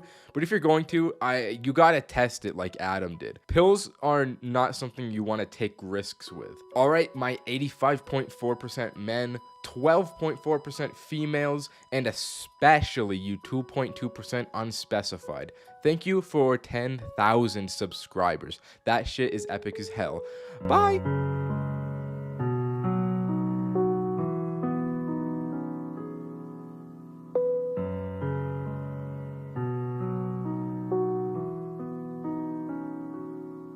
Edibles are cheeky little buggers. You never know exactly what you'll get from them. Sometimes you'll eat one and feel nothing, sometimes you'll eat one and feel everything, and sometimes you'll eat one, think you feel nothing, so you eat another and another until all you feel is pain everywhere. The trick is simply getting them from trustworthy sources and being a little patient with the gummy. But somehow this seems too hard for most people, myself included. I was neither patient nor safe this fateful afternoon, which made for my most intense edible experience ever. Now, this was back in high school, so getting from a reliable source isn't as easy as it is now. Instead of getting the edibles from a dispensary, you have to get them from Howard, a grade above you, that claims he definitely is the Heisenberg of edibles and can cook up the best stuff. It doesn't help that I was surely at the peak of Mount Stupid on the Dunning-Kruger effect curve, where my confidence was at an all-time high with weed and my experience was very low. I was naive in the face of Howard's homemade edibles, so I bought a batch of them after school, took them home for the weekend, and prepared for an epic freaking time while I had the house to myself. You already know, before I ate these, I was showing them off to the boys. I was like, look at the fresh booty this young boy got his hands on. But I wasn't about wasting time. It was business time. It was time to eat the edibles. I started by just eating one of the 4 I had had bought. And right from the moment it touched my tongue, I could taste just how weed infested these brownies were. But I got it down. Then with every passing second, I analyzed how I felt. And when you think about time that hard, it makes it feel like it passes way slower than it actually does. What feels like 30 minutes is actually 10, and what feels like a weak edible is actually a bombshell that hasn't gone off. So I thought, this one should have hit by now. I guess it's just weak. If this is how one feels, I can definitely take an extra 2. And we all know how this goes. As all of these edibles hit at once, my body is instantly, essentially paralyzed. I got the cotton mouth of a lifetime, which marked the only time in my life where I wanted water more than pussy, money, or weed. So I just lay here like, god damn, I didn't sign up for this. So I try and roll over to get my phone and text the boys group chat that I was on my deathbed. But my body couldn't roll over without me using 100% of my brain power to do so. As I picked up my phone, it felt insanely heavy. I had the 40-pound iPhone. The phone was just way too heavy for me to pick up, so I was left with one option. I couldn't text. I had to send a voice memo. Yo, guys,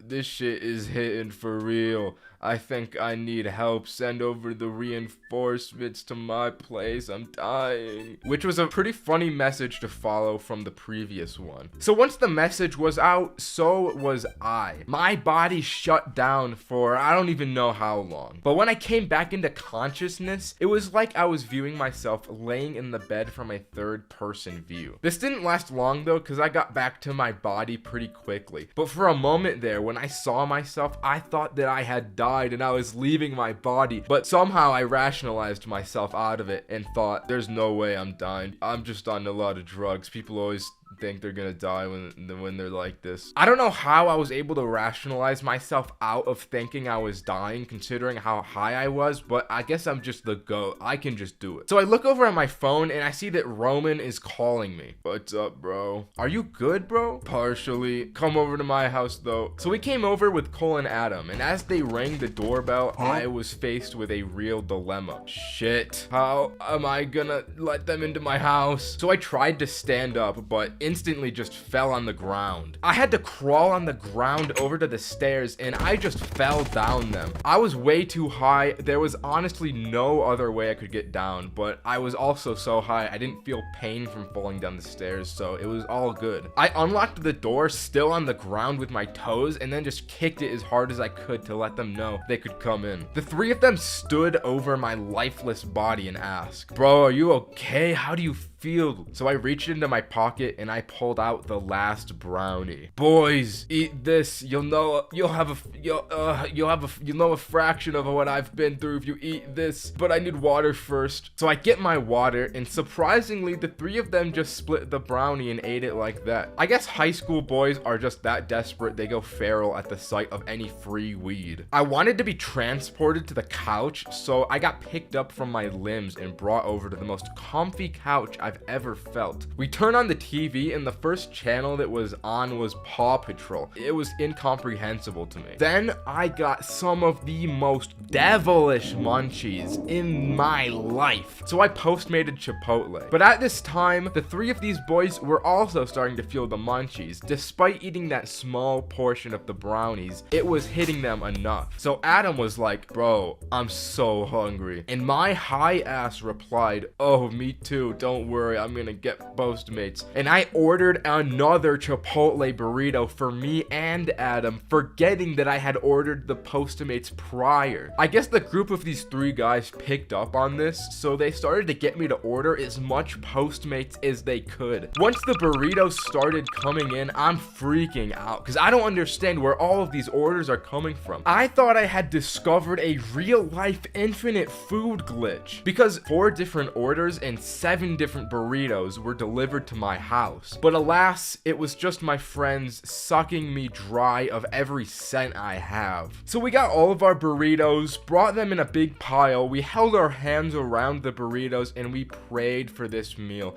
We prayed to God and thanked him for this bountiful feast we had. And with that, there were two extreme lessons I learned this night. Don't buy edibles from Howard, and don't trust your friends. They will try and get as many burritos out of you as they can. Okay, that's the story. Subscribe. Bye. Every single day of my miserable life, I smoke a very unhealthy amount. And when I inevitably whisk myself away into my sweet little dreams, they always turn out to be actual fever dreams. It'll either be the most delightful, confusing, or downright heinous activities my mind conjures up deep into the night. The complete relaxation and peace of mind being high gives me while falling asleep is worth the gamble I always inevitably take in my dreams. So I've recently journaled some of my more out-of-pocket dreams I've had while high, so I can expose my evil subconscious to the public. I'm not afraid to say it. I love monkeys. They're too funny and silly without a care in the world. All they do is swing from vine, chill, and be awesome. So I end up watching a lot of monkey videos in my free time, especially when I'm off a few gummies. You could best believe that afterward, when I fall asleep, a few cheeky chimps sneak through into my dreams. Now, this particular dream was built different because it starts off in the center of the monkey town square of the monkey village. This place had chimps and baboons walking all about in a civilized manner, and somehow I had this ability to telekinetically communicate with any monkey I wanted to. They would come up to me like, and I'd look into their soft eyes and respond. Yeah, man, I totally get you. That's too true. So I'm doing my monkey business, shopping in the local banana store, when the great sage monkey and mayor of Monkey Society approaches me. Nah, man, you got it all wrong. I'm a monkey just like you. I was just in an accident. So I started climbing this massive tree for the coconut, but it was too hard for my human body. So I eventually fell and landed into mud, where ants instantly ate my body alive. I felt every horrific bite as they tore the flesh straight off the muscle and bone and tendons. Unlike the real world, I wasn't devoured though. I was simply just decreased in size. As a tiny person, the great monk mayor officer supreme presidential monkey came to my side and said to me,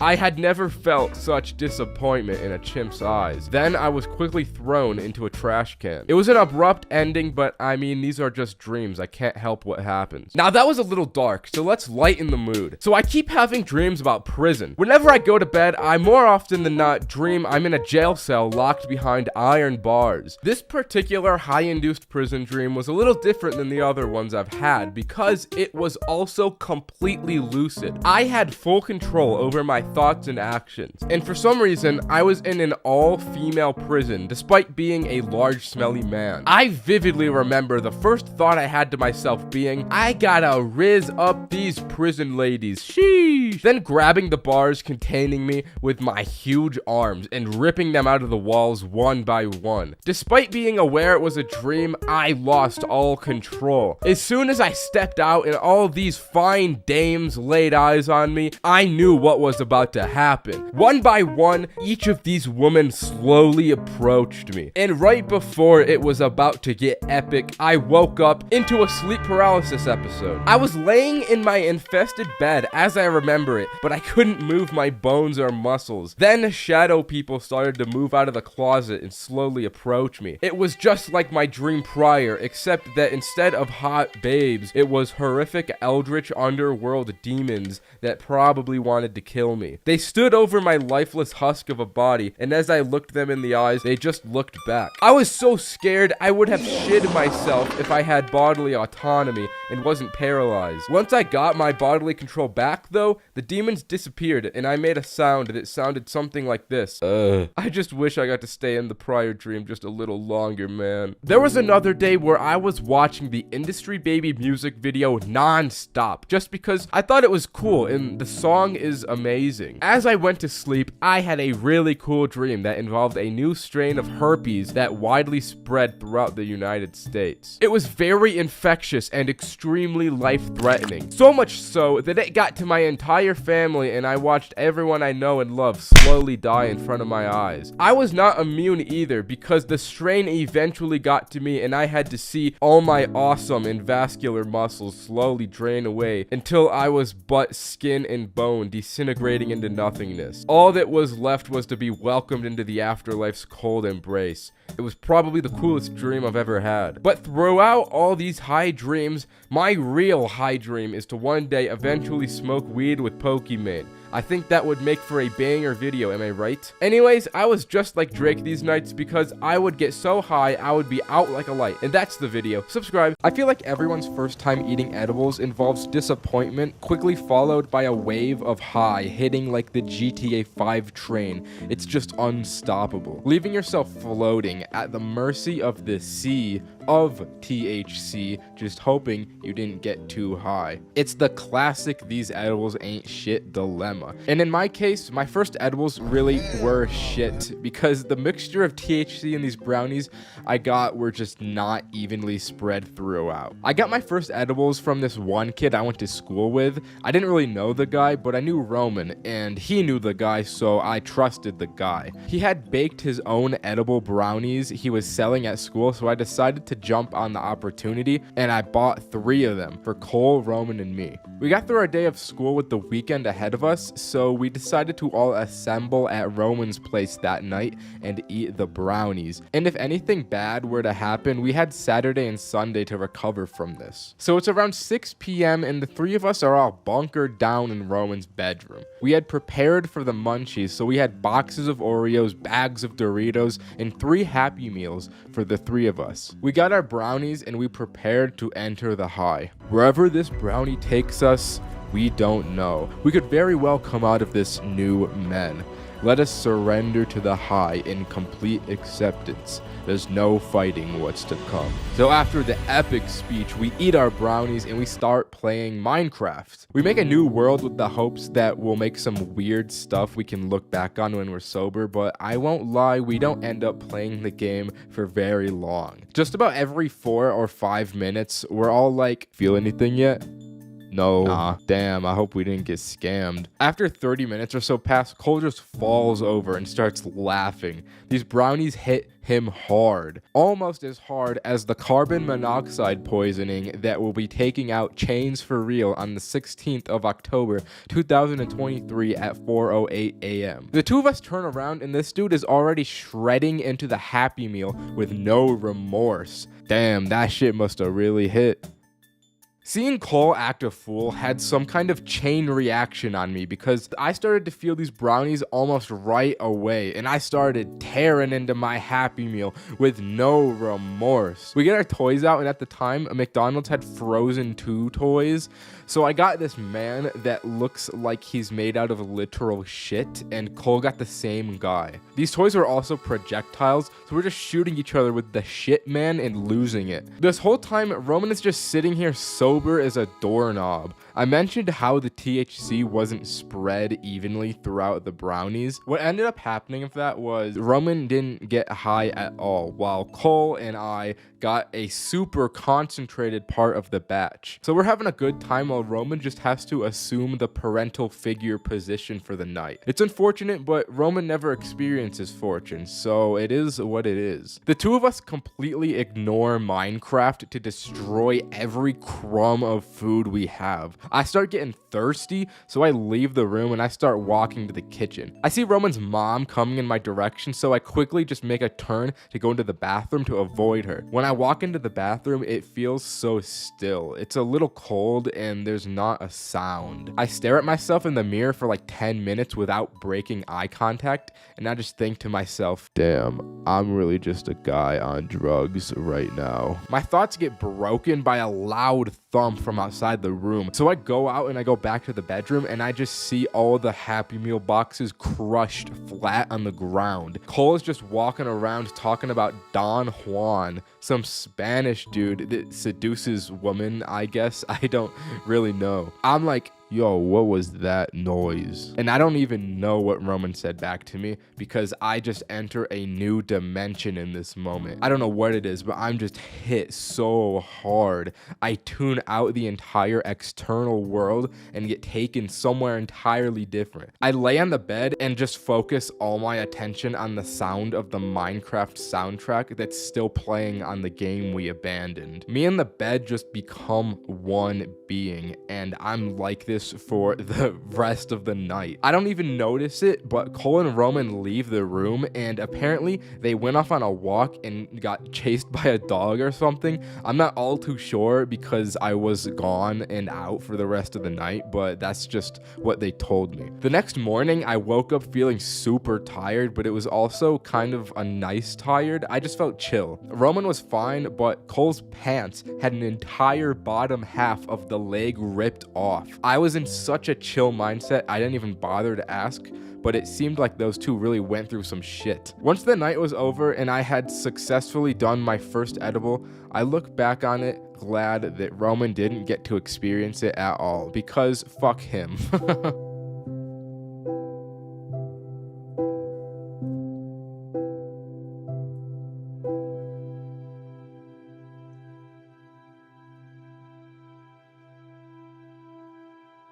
When it comes to high school, we all have shit memories. Nobody's decision making will be depthful when they don't have consciousness. Even when it was good, it was never all that good. Today, I'm unfortunately here to recall upon a time that has fallen down in infamy. It was a certified bad time. Back in 11th grade, we needed to up the ante and raise the stakes on a daily basis, merely to keep entertained and probably alive with our hormone brains. So we concocted this half-scheme idea to smoke gold. And what I meant by that was to roll a golden joint. Surely an absolute premium experience to be had. We wanted that man in the moon weed to get us out of this motherfucking world and to place into our wraps made of gold. But that wasn't enough. We had the brilliant idea of suggesting a boys' feast this night, featuring a steak, a beautiful steak, as the main dish. We fancied ourselves sophisticated philosophers and men of taste. The philosophers in question being me, Roman, Roderick, and Adam. Our combined brain power told us we needed to act fast, or else Adam's plug may take a nap. So Adam texted him at lunch real quick to secure a dub before Mans hit his afternoon weed coma. After school, we hopped in the whip and skirted off. Questing with the boys was never any lightweight situation, you understand. A Socratic philosophical debate carried out inside revolving around how much coinage was required for the night's festivities. If we pooled our money, we had $47, which was probably enough to buy the steak and the weed that we wanted. We pulled up to Safeway and parked the whip to commence the shopping. This was my first time buying meat to cook. I didn't know what to look for, and neither did anyone else. We bought the steak, got in, and got the fuck out of there like that. Adam's plug lived right up the hill, so we zoomed up the hill right after and filled into his basement like weed gnomes. When we got the za, we tell him about our quest and ask him if he knows how or where we could find golden wraps. He goes, hold on, as he pulls out a golden cone and a small piece of gold paper. You can either have a pre-roll for 20 or the filter for free, but you can't have both. This is what I meant when I said high school was shite. This moment right here should have been it all. Anyways, the boys mentally connect for a moment and confirmed that we're all like, fuck this guy. So we grab the filter and head out. Before we leave, he gives us 3 shops that wouldn't card, according to him. With 2 of the 3 ingredients scored, everybody hopped back in Adam's car and set course for the first shop. We for real felt like American navies in this moment. Brave seamen who ventured into unknown waters for booty. As we pulled into the parking lot, Adam said he wanted to go in first, so we blessed his ass with ancient prayers before exiting the vehicle. He comes back empty-handed and looking a tad unnerved. He explains that he went in to find a really chill, young-looking guy behind the counter, but as he started to browse around, he noticed that there was a bit of a switch up. An old guy sat crossing his arms and glaring at Adam from where the other guy was. This did not vibe with Adam very well, so he bolted out the door before he let anything else happen. Exhibit 19 as to why high school sucks. The shit you have to risk your literal life and limb over was never worth it. Looking back, this was not worth the amount of trouble we could have gotten into. From here on out, we decided to call the places to ask if they had any specialty wraps, but the second and third shops that the plug had given us were a no-go. So we decided to Google 24 karat gold weed wrapping paper for sale near me. This turned up some interesting results, and after some more Googling, we narrowed it down to one shop that might have had it. At this point, we're impatient and morally sabotaged after escaping a nearly fatal encounter with the last. As we're pulling into this decrepit looking empty strip mall, we consult the lexicon and find a ritual of protection for our boy Roderick. We gotta buff him with Dark Moon Blade before sending our man out into the fray of Dark Root Garden, bro. This motherfucker Roman starts chanting inaudibly. We wrap up our blessings and Roderick steps out ready to face our collective demons. Adults in authority positions in possession of shit that we want. We wait 5 minutes, then like 8, and then about 10 minutes go by and there's still no sign of him. Finally, he comes out and it looks good. He's got that little grin we all knew meant good things. Roderick went sexy beast mode and not only found the wraps, but convinced this guy that he was 21 enough to buy them. So we had the wraps, we had the za, we had the steak, and we had our magical precious filter. All that was needed now was to assemble the stones like Thanos and rip fat tokes of this golden excellence. Adam's parents still hadn't gotten home yet, so we zoomed over there to prepare the feast. Adam cracks out the pan while Roman and Roderick take over the cooking preparations. Everyone crowds around the cooking skillet watching the steak come up as Adam tries to roll the joint. The problem was that we had not expected the golden wrapping paper to be as thin and slippery as it was. Adam's fingers couldn't really get a good tuck going and fold the paper over. Micro weed nuggets start falling out and I foresee what is about to happen before it does. This moment is God sent. I prophesized the fall of the joint. As we're all there admiring this magnificent cut of beef sizzling on the burner, Adam's hands dip down low, causing every single last crumb of weed to roll out the tip into the steak. Nobody says anything. Then, without saying a word or anything out loud, we all lean forward and start trying to inhale the sizzling weed crumbs off the frying pan. But of course, it doesn't work, so we all cry and piss ourselves for the rest of the night. And that's why high school is ass. Smoking alone can lead to so many different experiences. Unlike smoking with others, where the dynamic of the group's collective synergy determines the vibe, that vibe is up to you and whatever's going on up in that thick head of yours. In my case, my brain wants to do 5 different things all at once, and I end up led down strange rabbit holes. Just look at this clip I found once. It's extremely creepy to think about the fact that Mario may be facing a purgatory where he has to face the loss of everyone he failed to protect. Anyways, during my last late night solo session, I decided to track everything I did in my notes app. So here's what I wrote about the journey. Once I began my high, I realized, yo, I bought this projector the other day just for an occasion like this. So I turned it on and sat in my big chair. I did what I do every time and I played Snowfall by One Heart on my Alexa. I had created a nice little setting for myself, so I sat back, looked at the ceiling, and existed in it. Then thoughts came over me. I started to have evil thoughts corrupting my mind. The demons were taking over quickly, so before they had a chance to overcome me, I went on my iPhone SE and opened YouTube. The first video that came up on my recommended was called The Quiet Sadness of Mario Galaxy. And after my demonic ordeal, I thought to myself, that's just like me, I gotta watch this one. But as I clicked on the video, I got an an advertisement for Pizza Hut's new melts and instantly forgot about everything else. In this moment, all I wanted was to taste these delicious, cheesy new Pizza Hut melts. They looked so unequivocally delicious. All other foods paled in comparison to the melt's greatness. So I clicked on the ad, which sent me to a screen that asked me to make a Pizza Hut account to continue. I tried for like 10 minutes to make an account to no avail, until I saw there was a guest option. But if you're a guest, you still can't order Pizza Hut. God damn it, I can't take this anymore. I'm using Postmates. And then I suddenly got an earth-shattering text message from Roman. Bad news, y'all. My parents are getting a divorce and my dad's in jail. Oh no. Do not fret. Little did I know this message was a bit of a troll. If I had just looked at the message above it that read, "Roman, save my divorce voice recordings," I could have pieced it together, but I didn't. The big dog Cole was running a meme sending Roman voice recordings pretending to be his father, saying he was getting a divorce. But again, I didn't realize this. How did this happen? I need to call him. Bro, explain this to me. Yeah, my parents are getting a divorce. My dad's in jail. Really?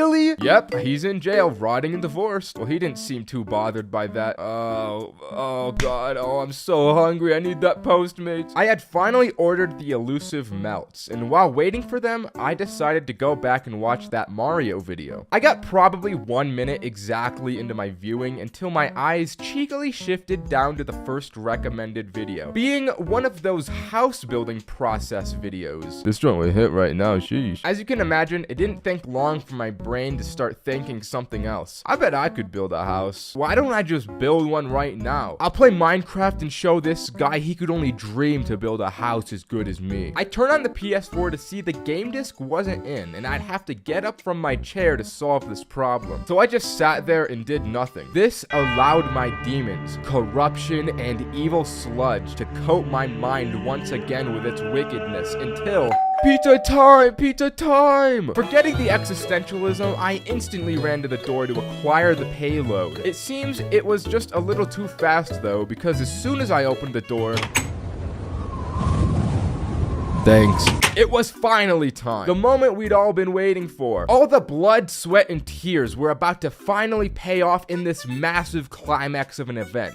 This looks so good. Holy. I took the first bite of the most heavenly food on the face of the planet. It was exactly what the commercial had promised. This melt was quite literally busting in my mouth with every delicate and cheesy bite I took. I devoured the entire thing in roughly 1 minute on my beast mode savagery, and then threw myself back into the big chair. I was finally determined this time to finish the Mario video. I wasn't about to let anything stop me. So as I unlocked my phone, I saw it was still on that house making video, and I remembered Minecraft was waiting for me. But this time, I was changed. After devouring such a great melt, I was feeling formidable and brave enough to get up and put Minecraft into the PS4. I perfectly executed the operation, loaded up a new world, and after 20-something minutes, I made myself the most generic wooden plank house imaginable. Feeling pretty good about this, I opened my phone again, disliked the house building video in an act of ownage and deviosity. Then I got back to my Mario video. Realizing how awesome I was, I felt I couldn't fully relate to the themes of this video as well as 30 minutes ago me would have. But regardless, I watched the whole thing and only paid attention to the visuals and the music since it was all very cute. It was just so nice seeing all of these bright colors and peering into the endless depths of space while listening to the music that by the end of it, I was feeling a tad sleepy. I stumbled my way back to my bed and lay down. As I was falling asleep, I felt as though I myself was drifting through space just like the Mario man himself. It was truly serene. Okay, that's the video. Subscribe. Smoking the grass is unironically my career at this point. So you'd think I could hold my own against a little something, right? But this New Year's, I had a man of very high stature and business class offer me some za from his work. world. And it was like nothing I had ever done up until that very moment. But like I said, it was New Year's. The whole gang was downtown, following Roderick around like little baby ducks because he supposedly had a surprise for all of us. So once we all get to the square where the ball drop was going to happen, he leads us all into an office building and up this elevator. Are we even supposed to be here, dude? I don't care. I literally was not asking you. Bro, get me out, sus, get me out. Gentlemen, trust me, we're good. Now collect yourselves and become presentable. We get to the top floor and step into this massive office building overlooking downtown. To my side, there's a table covered with tons of different drinks. Yo, what is this place? It's my parents' office, lads. And then out of the corner of my eye, I see him. It's big man Roderick's very own father. But he explains to the group that throughout the night, all of his lawyer and business friends would be coming through, and that we were all welcome to as many drinks as we wanted. So the boys go feral. Let's go! Hey, give me that. Thank you. You want my vape, bro? All right. Oh, God. I miss her. I miss her, bro. You know, sharing always makes me feel better. Do not fret. Cameron was the sober man that would be taking us all home this night. We were all being very responsible. So we all start opening the office windows and yell nonsense at random pedestrians. Before we know it, the place starts to fill with lawyers. The group breaks up, and in the presence of all of these high-value individuals, I taught some guy's wife how to floss. 10 p.m. was closely approaching, which meant that the first ball drop was about to happen before the real one at midnight. We all link up, look out the window, and despite this not even being the real New Year's celebration, the streets are filled with swarms of people. As we all marvel at this horde, we see a familiar face standing outside. It was our boy Tony. We need to go out there. So we all run down the stairwell and out the back exit, but as we left the door, we ran past one of the big dog lawyers that I had recognized seeing upstairs, and he was smoking something. So I made a mental note before joining the crowd. We gave Tony monumental greetings until ball drop time was about to happen. We all run to the center of the crowd, bust down excellent style for a few minutes until returning back to the lawyer office, stench and sweat covered from all of that bussing. Back up the elevator, I lead the squad into a small conference room and explain to them, boys, I think there's weed on the premises. I want to get my hands on it before the real New Year's event happens. So we start scouting around the office looking for the guy I had seen earlier. We ended up finding him still at the same spot prior, and as we walked out, the legend offered us some. So we all, minus Cameron, smoked with this lawyer, and before it really hit us, it was quite chill. So once we had our fun, it was back up to the office to devour the sandwich rolls and prepare for battle at midnight. Roman and Roderick start devouring every last crumb like savage berserkers, but I'm feeling a little differently. Yo, guys, that lawyer stuff is really hitting diff right now. How do you feel? I'm gonna go to that conference room again. So I'm sitting in the conference room alone. On the floor, I find a bunch of strings and start assorting them from longest to shortest. These two women walk into the room like, What are you doing? I'm playing with strings to stay alive. And that's all I remember out of that interaction. There was this dude that also came in as well, and he talked to me for like 5 minutes, but I have no memory of a word he said. Eventually, Cameron and Adam came into the room. Bro, we lost Roman and Roderick. Lamau. Do you need to go home, dude? Yeah. Alright, bro, we'll try and call them. And about 18 phone calls were made to Roman's phone, and not one was answered. Cameron and Adam decided they'd face the New Year's storm out in the streets to look for the two, while I stayed up in the office, so they moved out. It didn't take long for me to get bored of sitting in this conference room, so I get up and leave to look out the window and watch the ball drop from there. As I'm staring out this window, I eventually do see Roman and Roderick out there going crazy in the square. I watch them for a few minutes until Roderick walks away to get drinks from a bar or or something. So Roman's out there all alone. Then there's this big middle-aged dude pushing his way through the crowd of people for I don't know why. Roman was in big man's trajectory, so once he eventually shoves Roman shoves him back. And then this dude punches Roman so hard that he falls to the ground and the police detain the unhinged big man. After seeing that, I thought, well, I should let them know I found Roman. So I walked down calling Cameron, telling him to meet me at the office entrance. As the both of us link, it's about a minute until New Year's, and everyone around us is going bananas, so we just stay put not to lose each other. Once midnight struck and the ball dropped, I just stared up into the sky completely unmoving and honestly feeling nothing. That za had me a stoic. So where's Roman? I lost him. Damn. Okay, well, I'm just gonna take you home, bro. You're clearly sloshed. I'll find them later. So my handsome little savior drives me back to my place. I get inside, and as I'm taking my stuff out of my pockets, I realized I still have Roderick's vape, but I didn't care and instantly passed out. And if you want to know what happened with Roman after this dude punched him and what went down once I left, you're gonna have to wait 3 months for when Roman makes his own video because I don't know what happened. Boo-hoo. Okay, that's the story. Subscribe. Bye. Being high and alone is something I like, but you know what isn't? Addiction.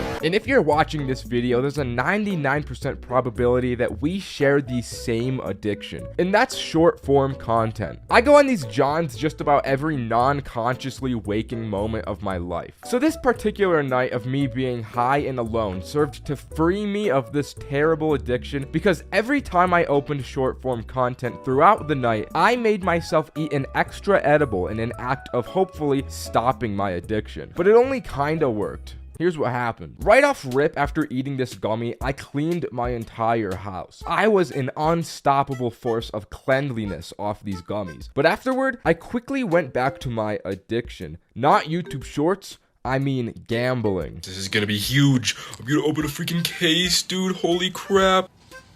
Oh, alright. But I felt that if I was to truly free myself of addiction, I probably shouldn't make exceptions. So I ate another gummy after this as well. Then I instantly opened Snapchat and went onto the shorts because I'm not very smart, which meant another one down the hatch. I had already eaten 3 gummies, so I knew I needed a foolproof strategy that would ensure I wouldn't watch any more shorts. I decided to attack the problem at its roots, which is my attention span. I needed a way to fully reset my mind, and my idea to do so was a kind of strange approach in hindsight. The plan was to sit down in an empty room and just exist with myself and my drywall. I sat there and stared at drywall with as much mental focus as I could possibly exert for as long as I could. I would start to feel my focus wavering periodically. The only thing this ended up actually accomplishing though was giving myself a headache, which is ironically exactly what YouTube Shorts do as well. Alright, so the drywall strat, it's not working. Maybe I just watch full-length YouTube videos instead. Maybe that will fix me. This was a worse idea than the drywall. The YouTube app did that thing where it opens into shorts, so I start watching a handful of these before realizing what I've done. I ate another edible, but to be honest, YouTube Shorts had admittedly fed me some interesting slop this time around. I was watching a big, strong, shirtless, hot man climb a boulder, which got me in a real mood to watch more men climbing rocks. I was relentless with the men rock climbing videos. I watched Olympic climbing. I watched little men climbing. I watched big men climbing. All this climbing made me want to climb myself. So I bought a membership at a climbing gym. I haven't used it yet, but eventually whenever I do, I bet it'll be pretty cool. In an attempt to feel the triumphant victory of climbing rocks, I ended up climbing onto my bed from the floor, which isn't as impressive, but I thought it was pretty cool. Then out of left field, YouTube recommendation threw a real curveball at me. Teen Titans Go movie magic. This video hit the spot like nothing before. This show is just so goated. I was watching it so involved and entranced by the funniness and bright colors. Although I was really lost in the plot here. I didn't realize this while I was high, but this is actually like 5 videos strung together into one. Somehow I still managed to follow some kind of plot despite despite there not being one, which is something quite impressive. But this whole time, I couldn't stop thinking about how funny Robin was. This dude has to be the best written character of the millennium. I really came to realize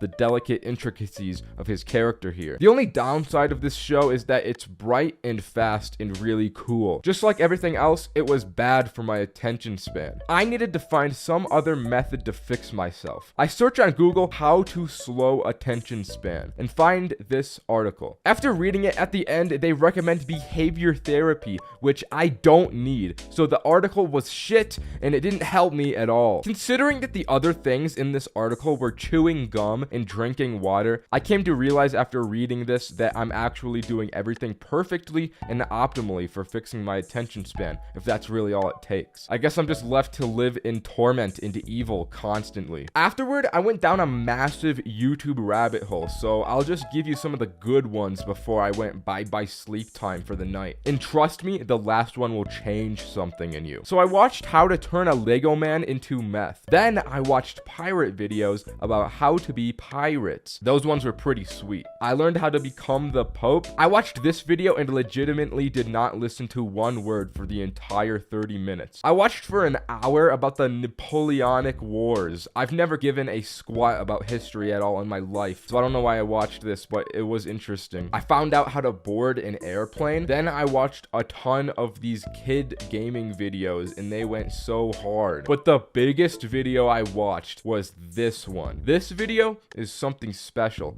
Anyways, subscribe. When I first started to smoke weed in high school, I would smoke a little too confidently. I really thought highly in my ability to hold my weed and seem like an outwardly functional person. And that overconfidence is how this story starts. Now that I think about it, overconfidence always seems to be the starting place for a lot of my stories. I think I've just got an underdeveloped frontal lobe. Anyways, me and my friends talked the day prior about doing our first wake and bake before school. So I was like, I gotta smoke weed as soon as I awake. And so I did. And I went hard this morning. My philosophy was that I had to smoke enough that it would last the entire school day. So I ripped the fattest bong rips of my life, not even before I left my bed. I got out of the bed and got to my shower, and I just stood under the water for like 20 minutes. This is where I started to think, did I smoke a little too much today? Nah, I think I'm good. I eventually got out of the shower because I started to get munchies for breakfast. You know you're gonna have a crazy day when you get the munchies for breakfast. I then proceeded to eat 3 entire bowls of peanut butter Captain Crunch. I ate so much, I felt pregnant. It was a lot of cereal. I got out the door and waited for the bus, and once I got on, I started looking around for my boys. Once I found them, the ugly truth came out. All these dudes were sober. I had been duped. I was the only person that had gone through with the plan, and I couldn't get off this bus. I had no choice but to face this entire school day way higher than I'd ever managed before, all by myself. I felt like a kid who had nobody come to his birthday party. I was alone, dude. To give you an example for how high I really was, the entire bus ride, I just looked at the floor with my eyelids halfway open. I was spacing out of my mind. I felt like I was accepting the warm embrace and darkness of death. Once the bus got to school, I came back to my body and my boys helped me in. We sat in the hallway, and before the school day started, these guys were having a whole Socratic seminar around my lifeless body. How the fuck are we supposed to deal with this problem? I mean, we could make him throw up so he's a little more sober. I don't want to throw up. I don't want to lose my cereal. I ate a lot of it this morning. I got next period with him, so I could just help him out in class there. All right, that sounds good. We'll just try and ride this out the whole day. And then the bell rang and I'm practically dragged to my first period. We were in a science class, and luckily for me, we were having one of those days where we just watch National Geographic, and that was about all we did. I sat in the back of the class with my friend, which was being my caregiver for the class, and we had to do these worksheets as we watched through the video, but I ignored them altogether. I even remember the exact video we watched this day. It was a documentary about gorillas called Go Ape. And I couldn't contain myself watching this shit, man. I mean, the monkeys and apes are just so silly, dude. In the way that the narrator talked was so seriously about them. It was killing me. He would say some stuff like, She's dependent on the bigger male to keep her safe, though he spends most of his time munching leaves. and I'd be in the back of the class like, and the teacher would just look at me down with these shut up eyes. But I mean, look at this. It's still funny while sober. You cannot blame me for this at all. Just look at the way they look. They're so goofy. So the class ended and I went to the next, which I had the same friend in. So once again, I could have my little guardian to make sure nothing bad happens to little old me. After watching Go Ape, I was feeling good. Normally I would be anxious about getting caught high at school, but this video just put me in the right mindset. Or maybe it was just that I was too high, I couldn't feel negative emotions, I don't know. Anyways, we get to the next class and it's math, so the subject is a little more involved, but again, I was chilling. My friend had to carry all of the stress going in here, which I love him for doing. If it weren't for him, I would have been done for. Thank you very much. 20 minutes into the class, I've got to royally poo in the toilet because of all the milk I drank this morning. So I raised my hand and the teacher is just ignoring me. And in all this time, the anticipation builds in my head for how I'm gonna communicate that I need to go. I just decide this anticipation doesn't feel good. So I get up and walk out of the class. I do my business, and as I'm walking out of the bathroom, some kid is approaching me that the teacher had sent to go and get me. You gotta go back to class, man. All right. I get back to the class and the teacher's like, What do you think you're doing leaving my classroom? and I pull out the classic I threwed up card and I get sent to the nurse. So I gotta leave the class again, but I'm not gonna lie, I don't go to the nurse. I just go back to the bathroom and sit on the toilet until lunch. Now, this whole time I'm on the toilet, I'm thinking of a way that I can get out of school before lunch is over. I didn't feel sick at all and I wasn't about to make myself throw up. So my great plan that I had thought up was to go onto Google Images and find an image of a toilet with vomit in it. I know it's gross, but desperate times call for desperate measures. I found the right image that looked identical to the school bathroom, and I showed the image to the nurse, and I was like, I'm sick. I need my mom to pick me up. So my mom comes and picks me up. I won't lie, I felt like I had outsmarted the schooling system this day. That win really stroked my ego. I went home and I just played Fortnite all day, and it was a massive W because I don't take no L's ever. I imagine my friends that day were pretty confused because I had just disappeared. You know, they eventually found out. All right, that's a story. Bye-bye.